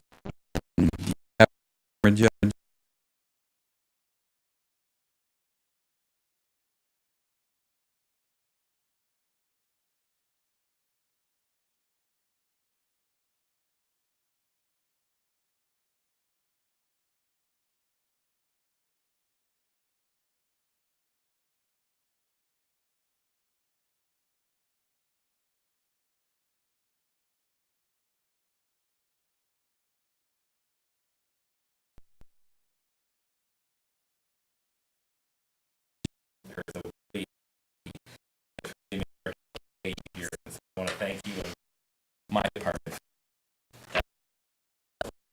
Just a real inquiring minds like to know if we were to become a city, would 817 become a possibility? Okay. Very much. Thank you, Councilor Bauer. Councilman Peterson. Thank you.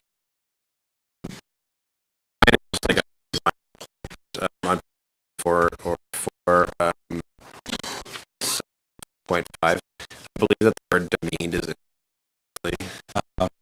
That was the, yes, it should be deemed. I think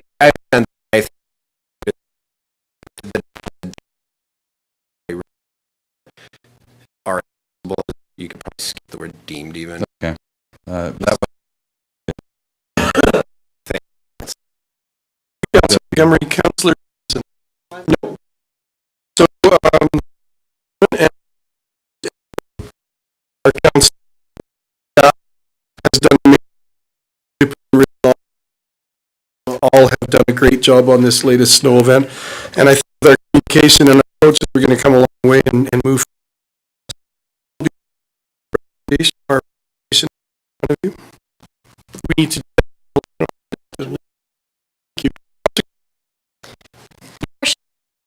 I move adopt 3201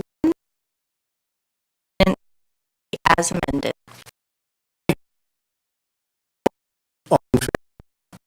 Motion. I think we've discussed this. Roads snow reserve of on page 3.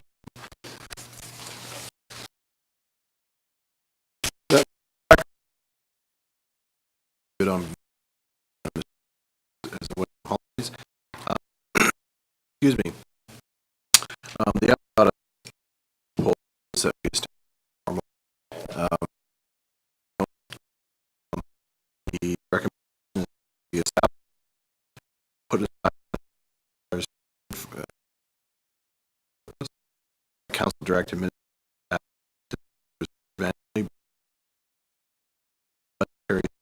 the annual operating roads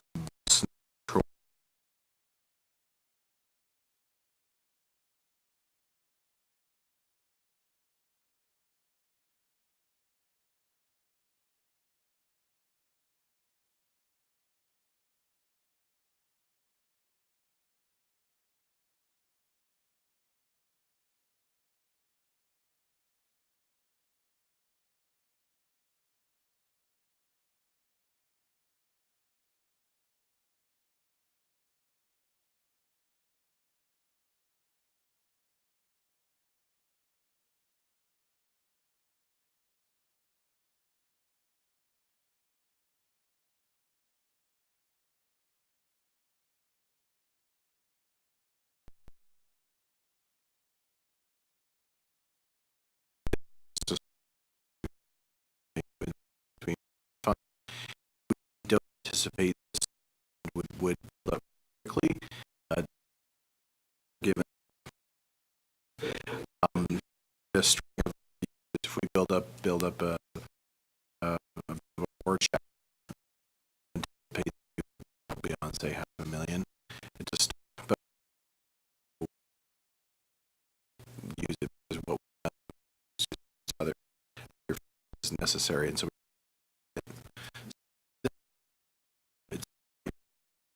we discuss it. It was to do money, yes. That was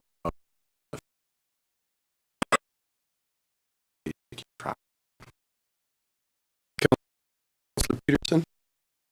Started a fair number of years ago, certainly before my or Mark's time, where council adopted a new waste management plan that was looking to move towards a cart-based system, an automatic cart-based system.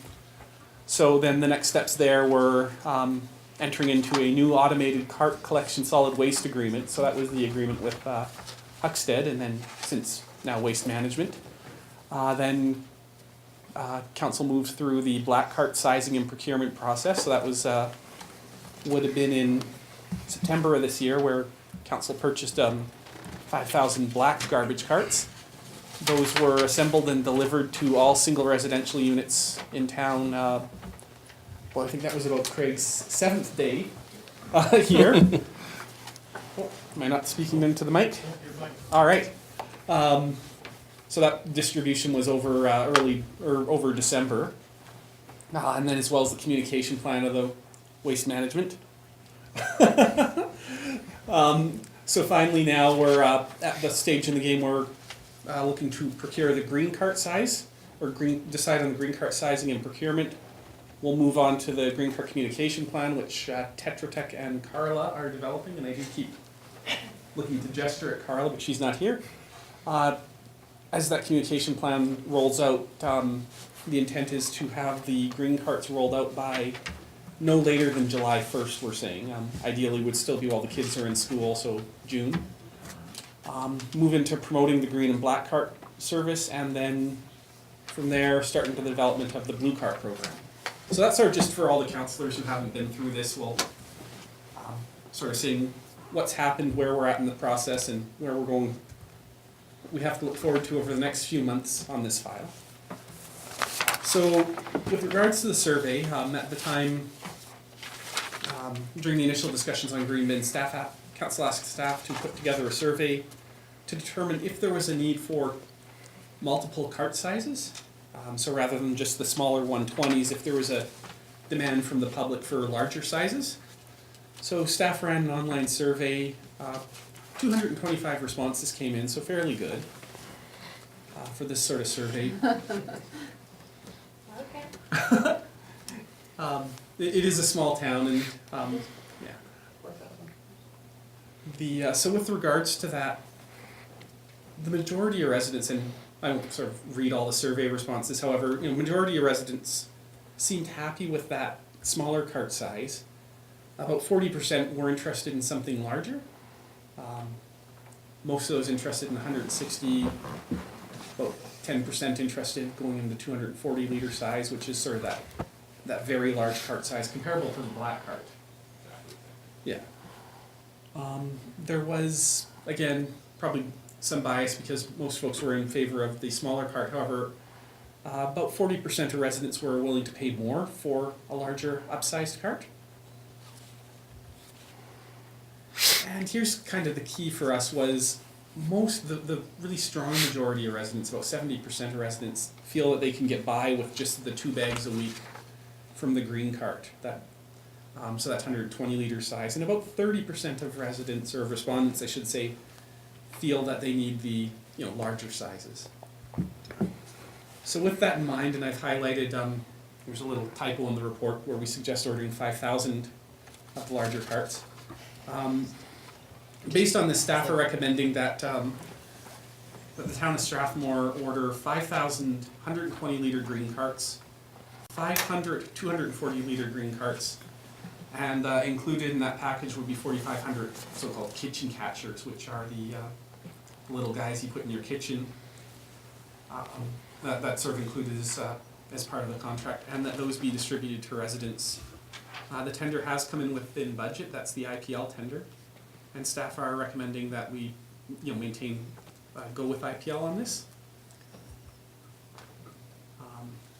What that means for rollout is if that's awarded tonight, the project will be sort of on track to be delivered. Everything, as I say, no later than July 1st. Ideally, some earlier. All homes would get 120 liter green cart and a kitchen cart catcher as part of that rollout. And then, sort of after an initial period, interested residents would have the opportunity to bring the carts in, swap them for a larger 250 liter cart, and cost-wise work that out to about $1.50, in fact, precisely $1.50 a month extra to upsize the cart. That gets a 2-year payback from the town on going to the larger cart and then profitable thereafter. And then again, for those, sort of the next steps on that would be in the next few weeks, staff will be bringing a full communications plan, ideally with some nice materials to council to begin discussing how we intend to communicate this to the public. There will be a lot longer a time period for a proper communications plan. With the black carts, just due to a number of factors, it was quite a compressed timeline. Ideally, we'll end up with sort of a full 2 months or more to run a communications strategy to the public prior to the green carts starting to show up in people's driveway. So staff's recommendation here is that Council Director of Infrastructure and Development Services to award the purchase of 5,000 120 liter green carts and 240 liter green carts to IPL to procure curbside waste recycling carts. That sort of concludes the prepared remarks, Your Worship. Thank you. Deputy Mayor Sol? Leave.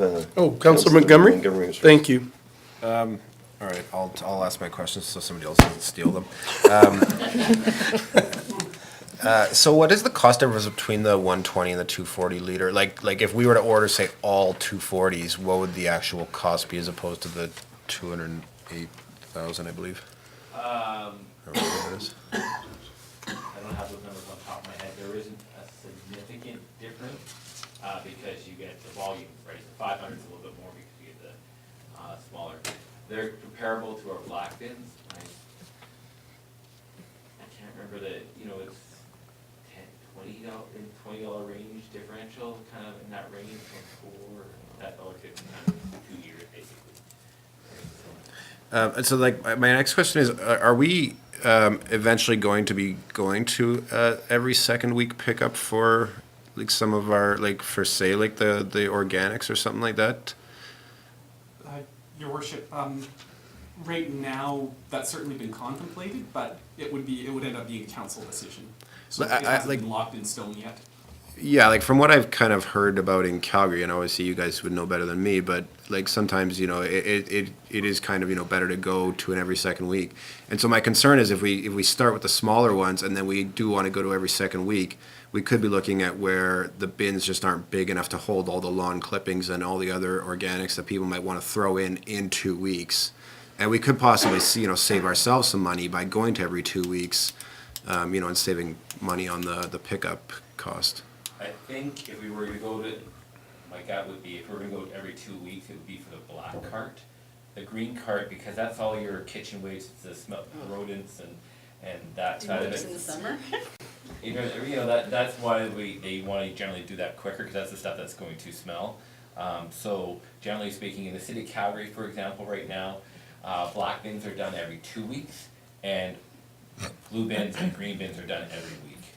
That's Okay. their current that's Calgary's. Okay. And then my other question is just who, after like kind of the initial,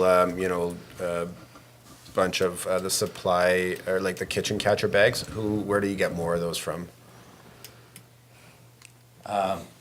Your local grocery store or home hardware, they all have them. I buy mine from Superstore. They're, as long as they have biodegradable, compostable biodegradable, not biodegradable. Biodegradable don't actually work. We need actually the compostable ones. And, I see they're actually in Costco as well. There's lots of different places. If I could just follow up on that, will that be communicated to the public with those kitchen catchers? Exactly, and actually we're asking for some prices to get some sample bags to put in with our with the kitchen catcher. Thank you. Okay, yeah, because like I can totally appreciate that if they put the wrong bag in, it'll totally screw up our organic system over there. So okay, thank you. Thank you. Deputy Mayor Sobel? Thank you, Your Worship. Councillor Bauer.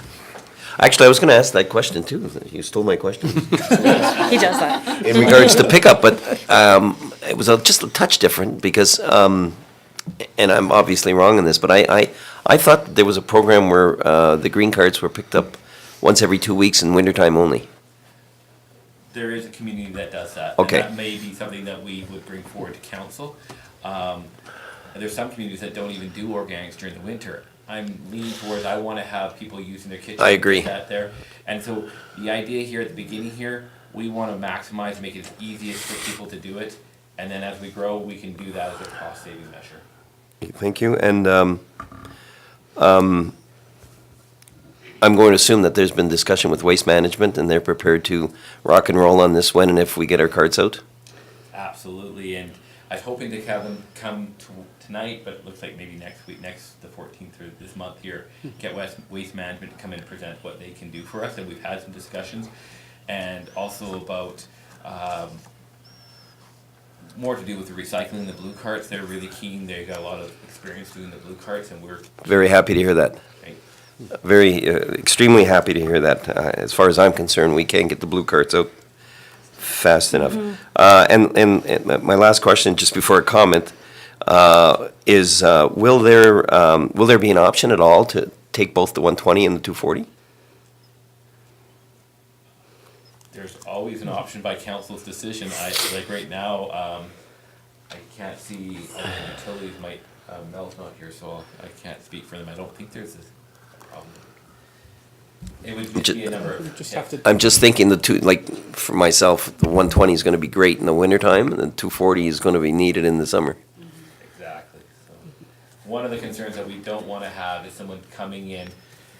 We don't want them to come in the winter, get a 240, in the summer go get a No. 240, and then bring it back. Tell No. them to bring it back, because we will lose. No, exactly. We want it. So your point is well taken. We'll have to come up with a plan to deal with it. Okay. And the only, my comment is not very complimentary, but I'm really ticked that it's a July possible date. I was hoping to see this in May, June 1st at the latest. I think I want to get our summer in there. We're actually middle June, beginning of June to middle June. 1st of June? Is our delivery. 1st of June?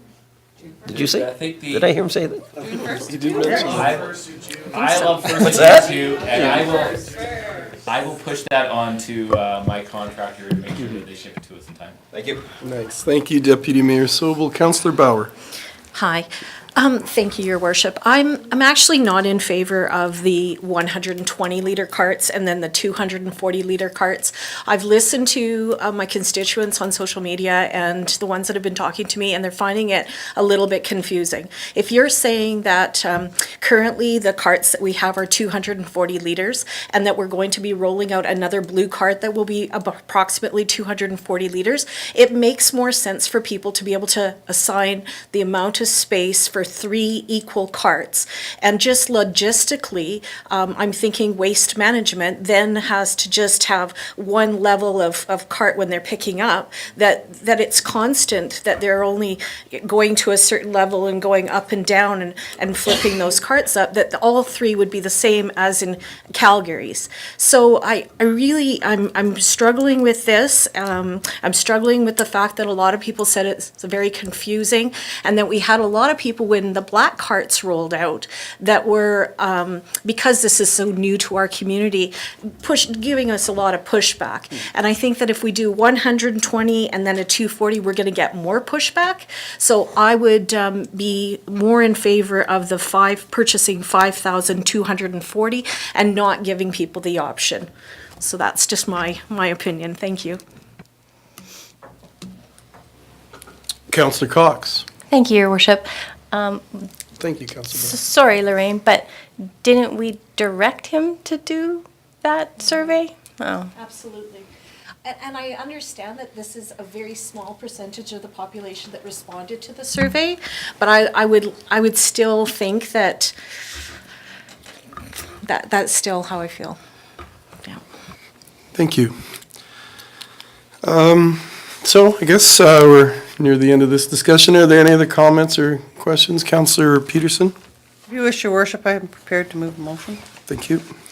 I'd move the council direct the Director of Infrastructure and Development Services to award the purchase 5,120-liter green carts and 500 240-liter green carts to IPL to procure curbside waste recycling carts. Thank you, Councillor Peterson. You've all heard the motion. All in favor? And opposed? Thank you. So you have that recorded, Jen? Thank you. And thank you, Ryan and Mark, for your presentation and all the work you and your staff are doing on bringing us forward in this process. Which brings us to 7.4 Tourism Committee Terms of Reference, which is on page 69. Welcome back, Ryan. I think I was missed. We will try to make it. Council will, again, just for the edification of sort of the previous councillors, one of the directions of the older council was to move forward with the creation of a tourism commission for the town of Strathmore, whose goal would sort of be to both work towards the creation of a destination management organization for Strathmore, and then also provide general board level or general committee level advice to council on tourism matters. So as we sort of, the goal was originally to set that up in, for last year. There were some really unforeseen, really unfortunate events that occurred to the contractor charged with putting it together in 2007, so we're looking to put her together for 2018. As we began to put out the feelers for members, sort of the feeling began to develop that the current terms of reference were somewhat constricting. They constricted, that certain people be from certain organizations, and that really restricted to owners and operators of businesses, and not even staff of businesses. But so we began to felt that that was just somewhat confining in terms of membership. So sort of before moving forward with putting the call out and recognizing that if council does want to go this way, we have to do a bylaw amendments in 2 weeks, but that's okay. Staff just wanted to broach the notion of moving towards a slightly different makeup of the Tourism Commission. So going with one member of council, one member appointed by the Siksika First Nation, and this is one I personally do feel strongly about. I've worked with tourism commissions in the past, and it really does, you build a certain sense of legitimacy, and again, just another good opportunity to work with partners by looking to involve a member of the sort of local First Nation in there. So adding a member of the Siksika Nation, retaining that membership appointed by the Strathmore District Chamber of Commerce, and then moving to sort of 4 at-large members who could be members of organizations interested in tourism, who could be owners, operators, or staff of businesses that are tied to tourism, or who could be involved in some sort of local interest group tied to tourism. So just looking to get a little bit more flexibility in terms of membership, so we're not as confined. And then really emphasizing as well that this will be a call out to the public, going through sort of the expression, almost resume type process, and appointing members, those 4 members based on merit. So looking to sort of gauge council's interest in this before we put out that formal call for membership. And then ideally get this committee rolling for the end of the month so that we can be eligible for some of the April funding that our friends at the province will make available. Thank you, Ryan. Councillor Peterson. Your Worship, I'm prepared to move the motion and just make a comment if you like. God bless you. So I would move that council amend the terms of reference for the Tourism Development Committee and direct staff to put out a formal call for memberships. And following that, I like to say that I really appreciate your sensibilities around this, and I appreciate that every member on this council has a very deep investment in this process, and I'm really glad that there is an opportunity for them to bring their own vision to this process through their appointments. I really appreciate that. Thank you, Councillor Peterson. You've heard the motion. All in favor? Motion is carried unanimously. Thank you, Mark. Ryan? I was moving along so well tonight. Took me till 9:05. Sorry, Ryan. Just move it. Get your thing on. All right, 7.5, the United Way Committee appointments on page 71, Councillor Cox. Make a motion. Your Worship. Oh. I'm prepared to make a motion. Wow, thank you. I move that council appoint Miss Angela Boyd, Miss Lorena Arsenault, and Miss Tammy Sieben to the Strathmore United Way for a 1-year term ending October 31st, 2018. Thank you. You've all heard the motion. Is there any discussion? All in favor? Motion is carried. Committee reports, item 8.1, reports from councillors from committees on which they sit, page 73, 8.1. Are there any reports tonight? Councillors, Deputy Mayor Sobel? Thank you. I have 2, Your Worship. Earlier today, I attended the Strathmore and District Chamber of Commerce meeting. The majority of discussion centered around the upcoming annual general meeting scheduled to begin at 4:30 p.m. at the Civic Center on Monday, March 26th, 2018. Following the theme that these are not your grandfather's AGM, the Chamber has put together an evening which is sure to please everyone. In addition to the formal part of the AGM, which will not take more than 20 minutes, the Chamber has arranged to have a taste of Strathmore and Wheatland County present. 9 different Strathmore and County restaurants will be present, offering samples of food to guests. In addition, Origin Brewery will be on hand to provide sampler-size refreshments. Other refreshments will be available as well. Tickets can be purchased at the Chamber website, strathmoredistrictchamber.com, for $20 for Chamber members and $25 for non-members. One sample of food and one origin sampler is included in that price. Everyone, and that includes every member on this council, is encouraged to get their tickets as soon as possible. It is Monday, March 26th. Things will get going at around 4:30. And my second committee report deals with the Calgary Regional Partnership Transportation Committee.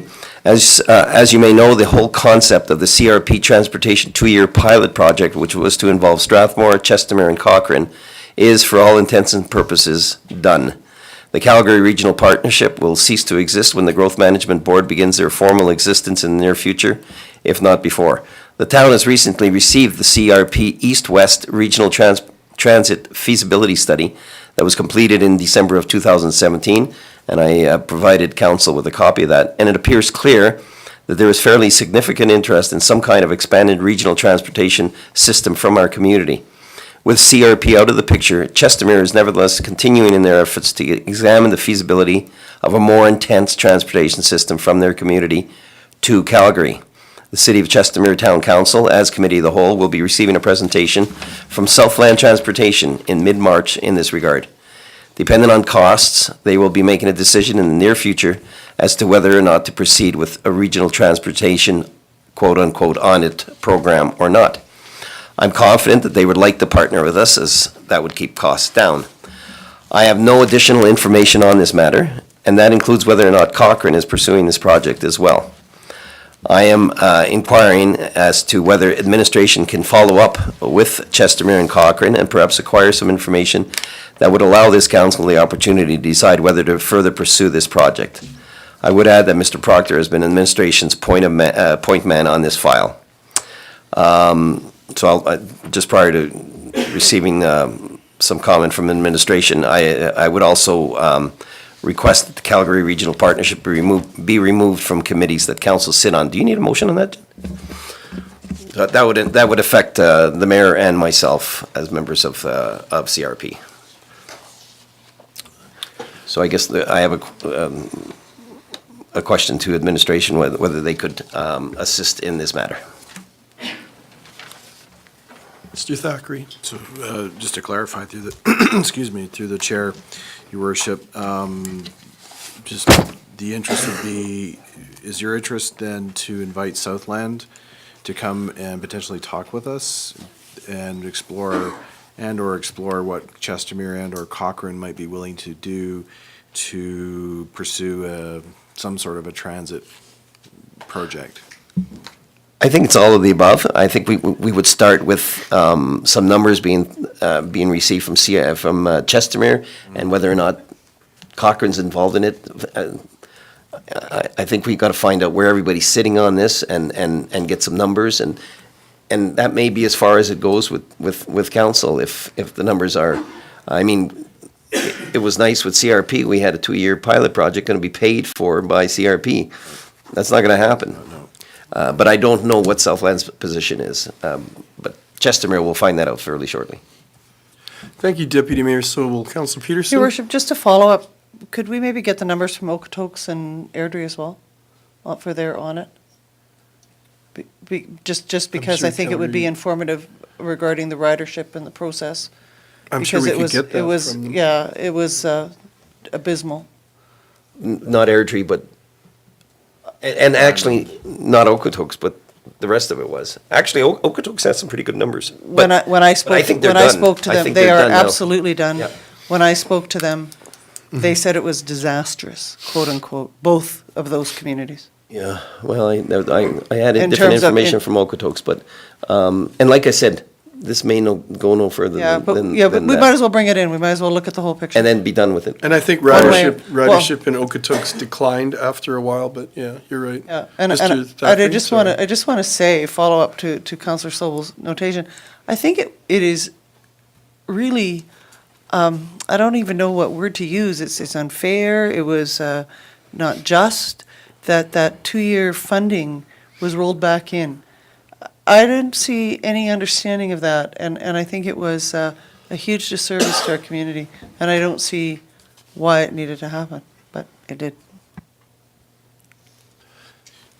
If I may, what I'm hearing from council is just a background preliminary report on the status of what was the lived experience of the other audit program, what is Southland's role, and what could they bring to the table, what could Chestermere bring potentially, is Cochrane producing a similar interest in this type of project, to see what some of the cost projections are, and I think that's readily available because we have some rough ideas based on what Ettore brought to us, but also what the experience has been in terms of the program. So we could provide a sort of a background or report to see if you're, put the parts together to see if there's a project here.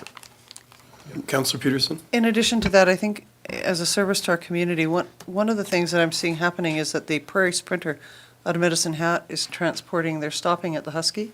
Oh, is that right? And they are providing a pretty darn good service, but, you know, we haven't done anything in terms of talking to them or promoting it, and, We could talk to the Prairie Sprinter. thank you. Thank you. Just a very Deputy quick Mayor? comment. It's kind of different because with the audit program with CRP, Southland was a contracted service, whereas now they're running the show. So and that's basically the reason why I'm interested in this information, is because things may have shifted considerably. Okay. Thank you. Councillor Bauer, did you have? Yes, thank you, Your Worship. I attended a library board meeting on February 28th, on Wednesday, and Martin Shields came to visit the Strathmore Library, and he was very, very impressed with the new renovations and the space, especially the open spaces and the feeling that he got as soon as he arrived in the library. So kudos to everyone, Tracy, that came right from Martin. He was very impressed, so I want to pass that on again to your staff. And the Women's Conference is March 23rd, and the library will be handing out free memberships to 100 people at that Women's Conference. That was approved by the directors, by the board. And staff at the library have been taking advantage of the first aid that was offered by the town. So thank you to the staff for providing that first aid opportunity. They've had 3 trained last week, and then 5, I believe it would be this week, and 3 the week after. So they've really taken advantage of that in terms of recertification for their first aid. McBride Career Services has lost their contract to provide services in our area, and that's going to be a big loss for this community. As we know, they're closing at the end of March, and it's going to have a significant impact on demands for services within the community. So the library has said that they would allow people who are McBride clients to come into the library and print up to 10 resumes per day per person to offset that. So it's a free printing service that they're offering for people to kind of bridge the gap. Then also, just for fun, actually, before that, I am going to be asking admin for further clarification of breakdown of an invoice that was given for the library. So I'll be talking to admin for that. Just a breakdown between what was done for the whole building, Happy Gang, and the senior.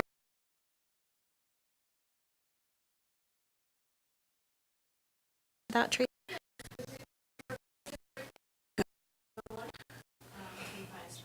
Thank you. So quick.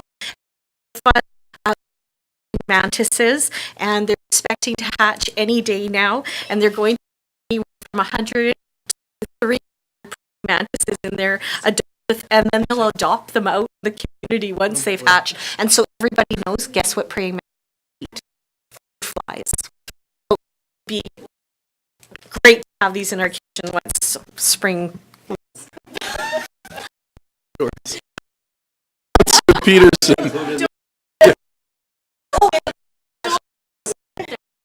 Yeah, they do. Indeed, they do. I think go at the Trent. Only the women get their spot.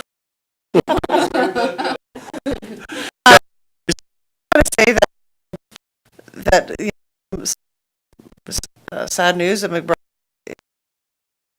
There is I believe, a new contract that has had a long history community coming.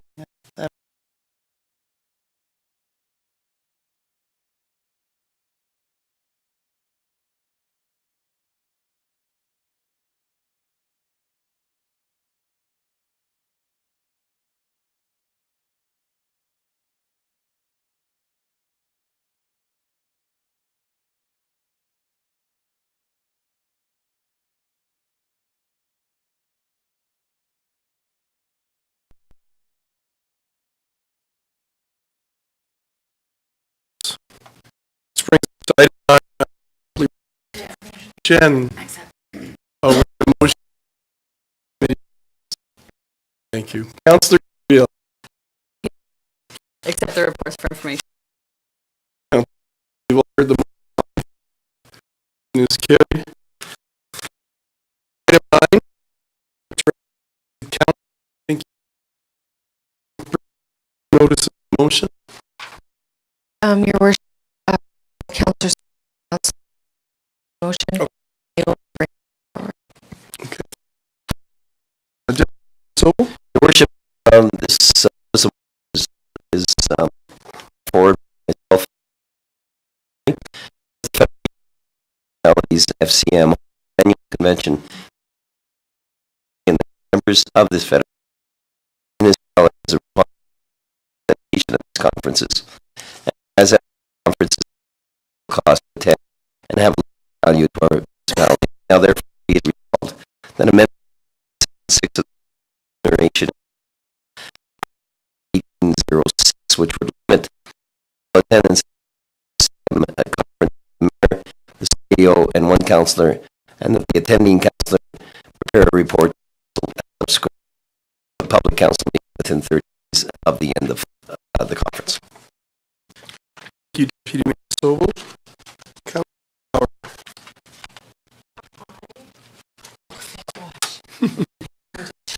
Not a girl.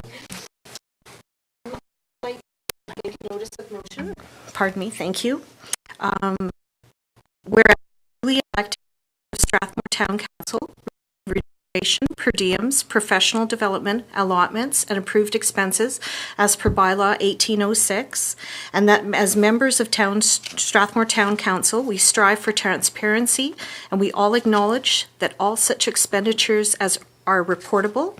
Now therefore be it resolved that amendments be made to Section 6 of the Council Remuneration and Expense Policy 1806, which would ensure that all council remuneration and approved expenditures be published monthly, itemized per mayor and each member of council on the Town of Strathmore webpage. And that is submitted by myself, Councillor Corbeil, Councillor Cox, and Councillor Peterson. Thank you, Councillor Bauer. Okay, that's it for that. Oh, sorry, when will those be coming forward? Oh, right. I would like to make a notice for March 14th, our next meeting, please. Deputy Mayor Sobel? No.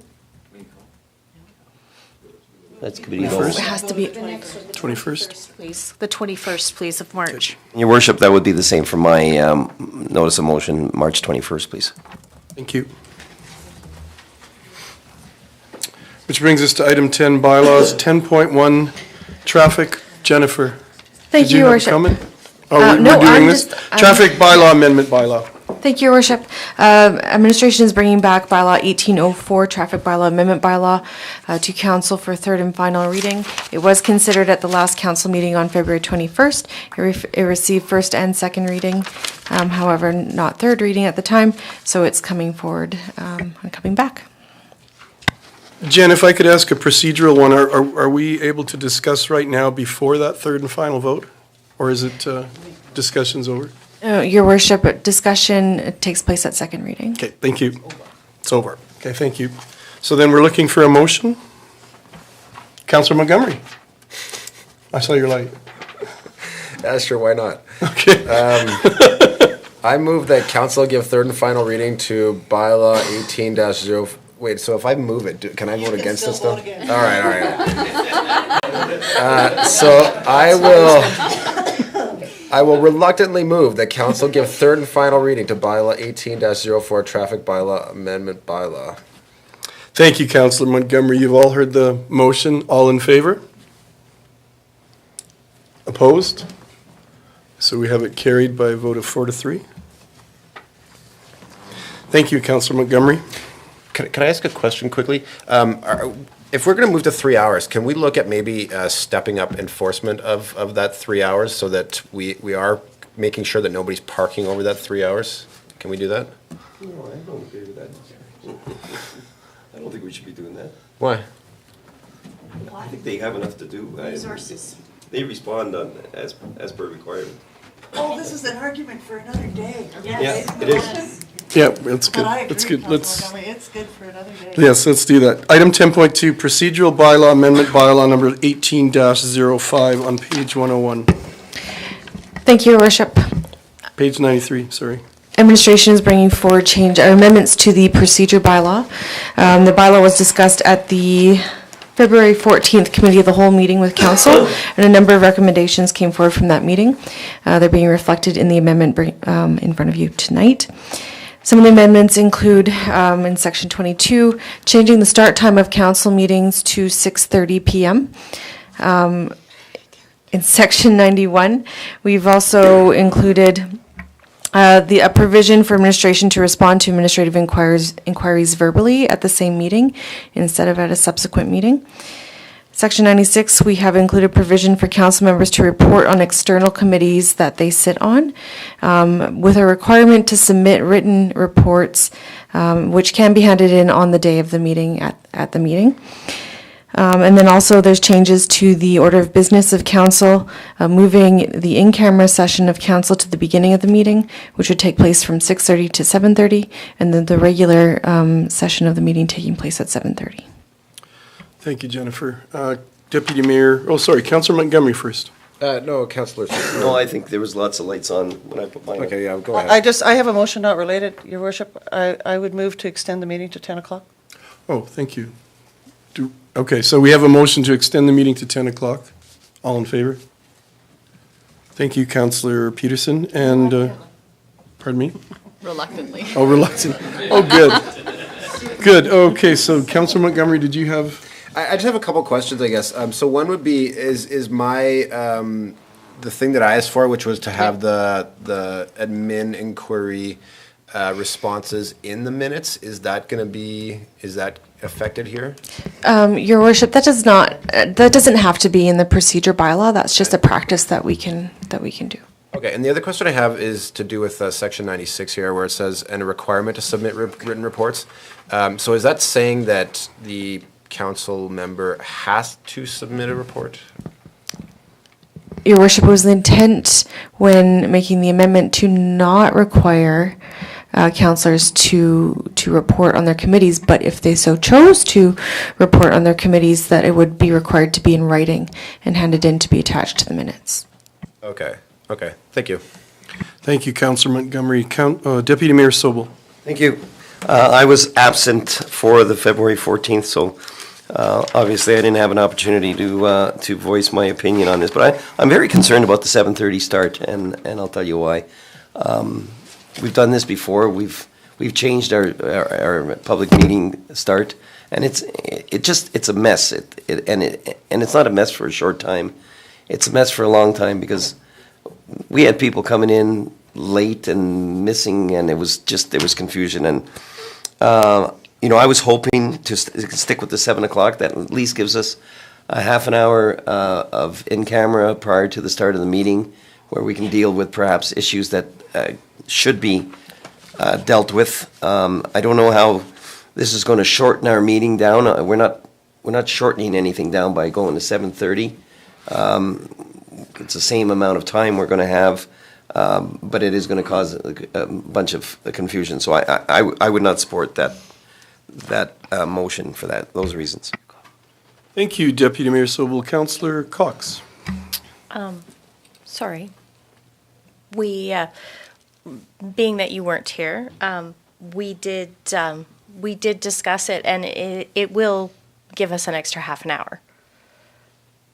Because we're still ending at 9:30. Yeah, right. Good one. Well, he has been doing pretty good, getting out of here Yeah. at 9:30. We have been. That was the key, was that we were still going to be able to be out of here by 9:30. It was thought on our behalf that one way or the other, we were going to have to lengthen it by half an hour. That's how we arrived at the 7:30, that's all. Thank you, Councillor Cox. Councillor Peterson? Thank you, Your Worship. But one of my major considerations in approving this and being very much in favor of it was because it was impacting young families and parents of young families who want to sit on council now or do sit on council now and may want to sit in the future, that this was something that was of concern to them. And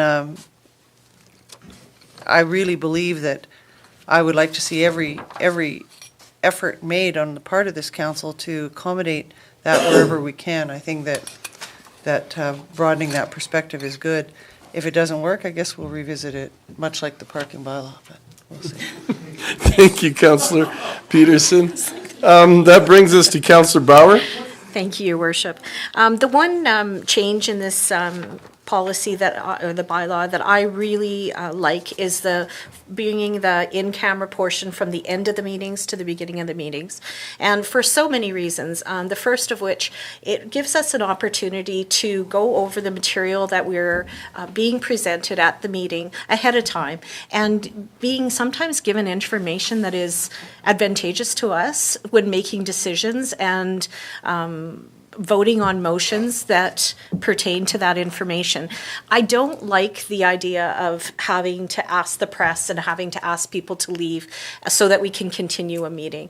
It seems odd to me, and I really like the logistics and the feeling of just having a meeting and then trying to get through as much in-camera stuff as possible and then having our regular scheduled meeting. So I would support this change. Thank you, Councillor Bauer. Councillor Corbeil. Thank you, Your Worship. Deputy Mayor, Deputy Mayor Sobel, we actually took into consideration your 6:30 start. Yeah. So that's the time we were so we kind of went from there. We did take, like, your opinion into consideration when we did this, because we didn't want to start at 6 for those reasons. And I do follow Lorraine, or Councillor Bauer. There are pertinent information during our in-cameras that we do make motions, and I don't think that that's fair to make a motion after our meeting, in camera, and then making motions. I don't like that. So that, I do like this as well. Thank you, Councillor Corbeil. Deputy Mayor Sobel? Just quickly, Your Worship, and I get it, and if the idea is that we're going to be finished committee of the whole, in-camera session by 7:30, then I understand this, but that ain't going to happen. I can tell you that right now. So, doesn't matter. I mean, we'll just adjourn and we'll go back to it again, but... Okay, thank you, Deputy Mayor Sobel. So, Council, you've all discussed. Councillor Corbeil? I was going to move that Council give first reading to bylaw number 18-05, Council Procedure Bylaw Amendment Bylaw. Thank you. You've all heard the motion. All in favor? Opposed? We have one opposed. Next motion? I would move that council give second reading to Council Procedure Bylaw Amendment Bylaw number 1805. You've all heard the motion. We're on second motion now. So is there any further discussion? Councillor Cox? Yes, Your Worship. I was going to direct a question to Councillor Sobel. Deputy Mayor Sobel, my apologies. What would you recommend we do? Just the half an hour one? Yeah. And that's just simply for the public. My only focus is on the public. I don't see where that's going to do us any good running starting at 7:30. So I guess then my question would be, if we do in camera from 6:30 till 7, then we're going to have to do in camera again at the end. Yep. Okay. Thank you. Any other discussion? The only thing I would add is my hopes would be that if we allowed for an hour at the start, which we tried to do today and it didn't work, but my hopes is that it would work. Today was a heavy meeting, and we knew that we were coming into this. I'm hoping in general that we can get things done in an hour in camera before. And I totally understand your point, Deputy Mayor Sobel, that it is a change for the public to make an adjustment to. And we may, if this does eventually pass, we may have to deal with really good communication to let the public know. Any other discussion? We're on second, motion for second reading. All in favor? Opposed? So we have six in favor, one opposed. And then we need, we're looking for a motion for unanimous consent. I will move that council give unanimous consent for a third reading of bylaw number 18-05, council procedure bylaw amendment bylaw. Thank you. You've all heard that motion. All in favor? And opposed? Okay, so thank you. This will be carried over to the next public meeting then, Jen? Is that correct? Thank you. So the March 21st meeting. All right, mercifully, it's coming to an end. Item 11, no urgent business, I don't think. And item 12, questions between councillors and council statements. Councillor Peterson. Yes, Your Worship, through the chair to administration, I was just wondering if we can get an update on the taxi situation. Through the chair. So currently, we are pursuing legal action vigorously with our legal team. Tomorrow, the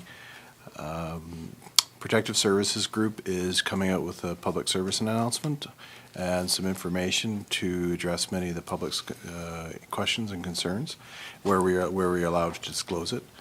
Is there anything else, Trent, would you like to add? We're also enacting some of the provisions in the Municipal Government Act that extends power to the municipality.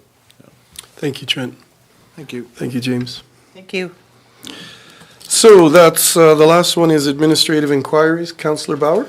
I have one on the questions between Okay. councillors. I met with Christine Falshag from Magnet Signs Strathmore, and when she had supported us with the hay rides for the Strathmore overnight shelter, I had asked her to donate a sign. She came to me on Saturday and said that she would like to donate a sign for the town of Strathmore, for all of our boards and committees that we sit on, as a gratis. Like an event thing? An event, yeah, a sign. So I will hand out cards to each one of you before the end of the meeting. And please contact Christine and just let her know that you're thankful that she's offered this opportunity for our community. And then if you could also pass that on to your committees and boards that you sit on, that if there's a nonprofit group that wishes to advertise for free, that she would make that available for us. And then we can talk about where we want that sign, if we want it on a continuous basis. So I'll follow up with everybody on email on that. Thank you. Thank you, Councillor Your Worship, Bauer. I just have a question. Councillor Peterson. Through the chair to administration. So there's no problem with that, correct? There would be no problem with that you can, and could the town then give her tax receipts for that donation? Yeah, absolutely. If it's a bona fide. Thank you. Thing, she has a. Yep, yeah, business, and sure, yeah, If she yeah. could send the information and then maybe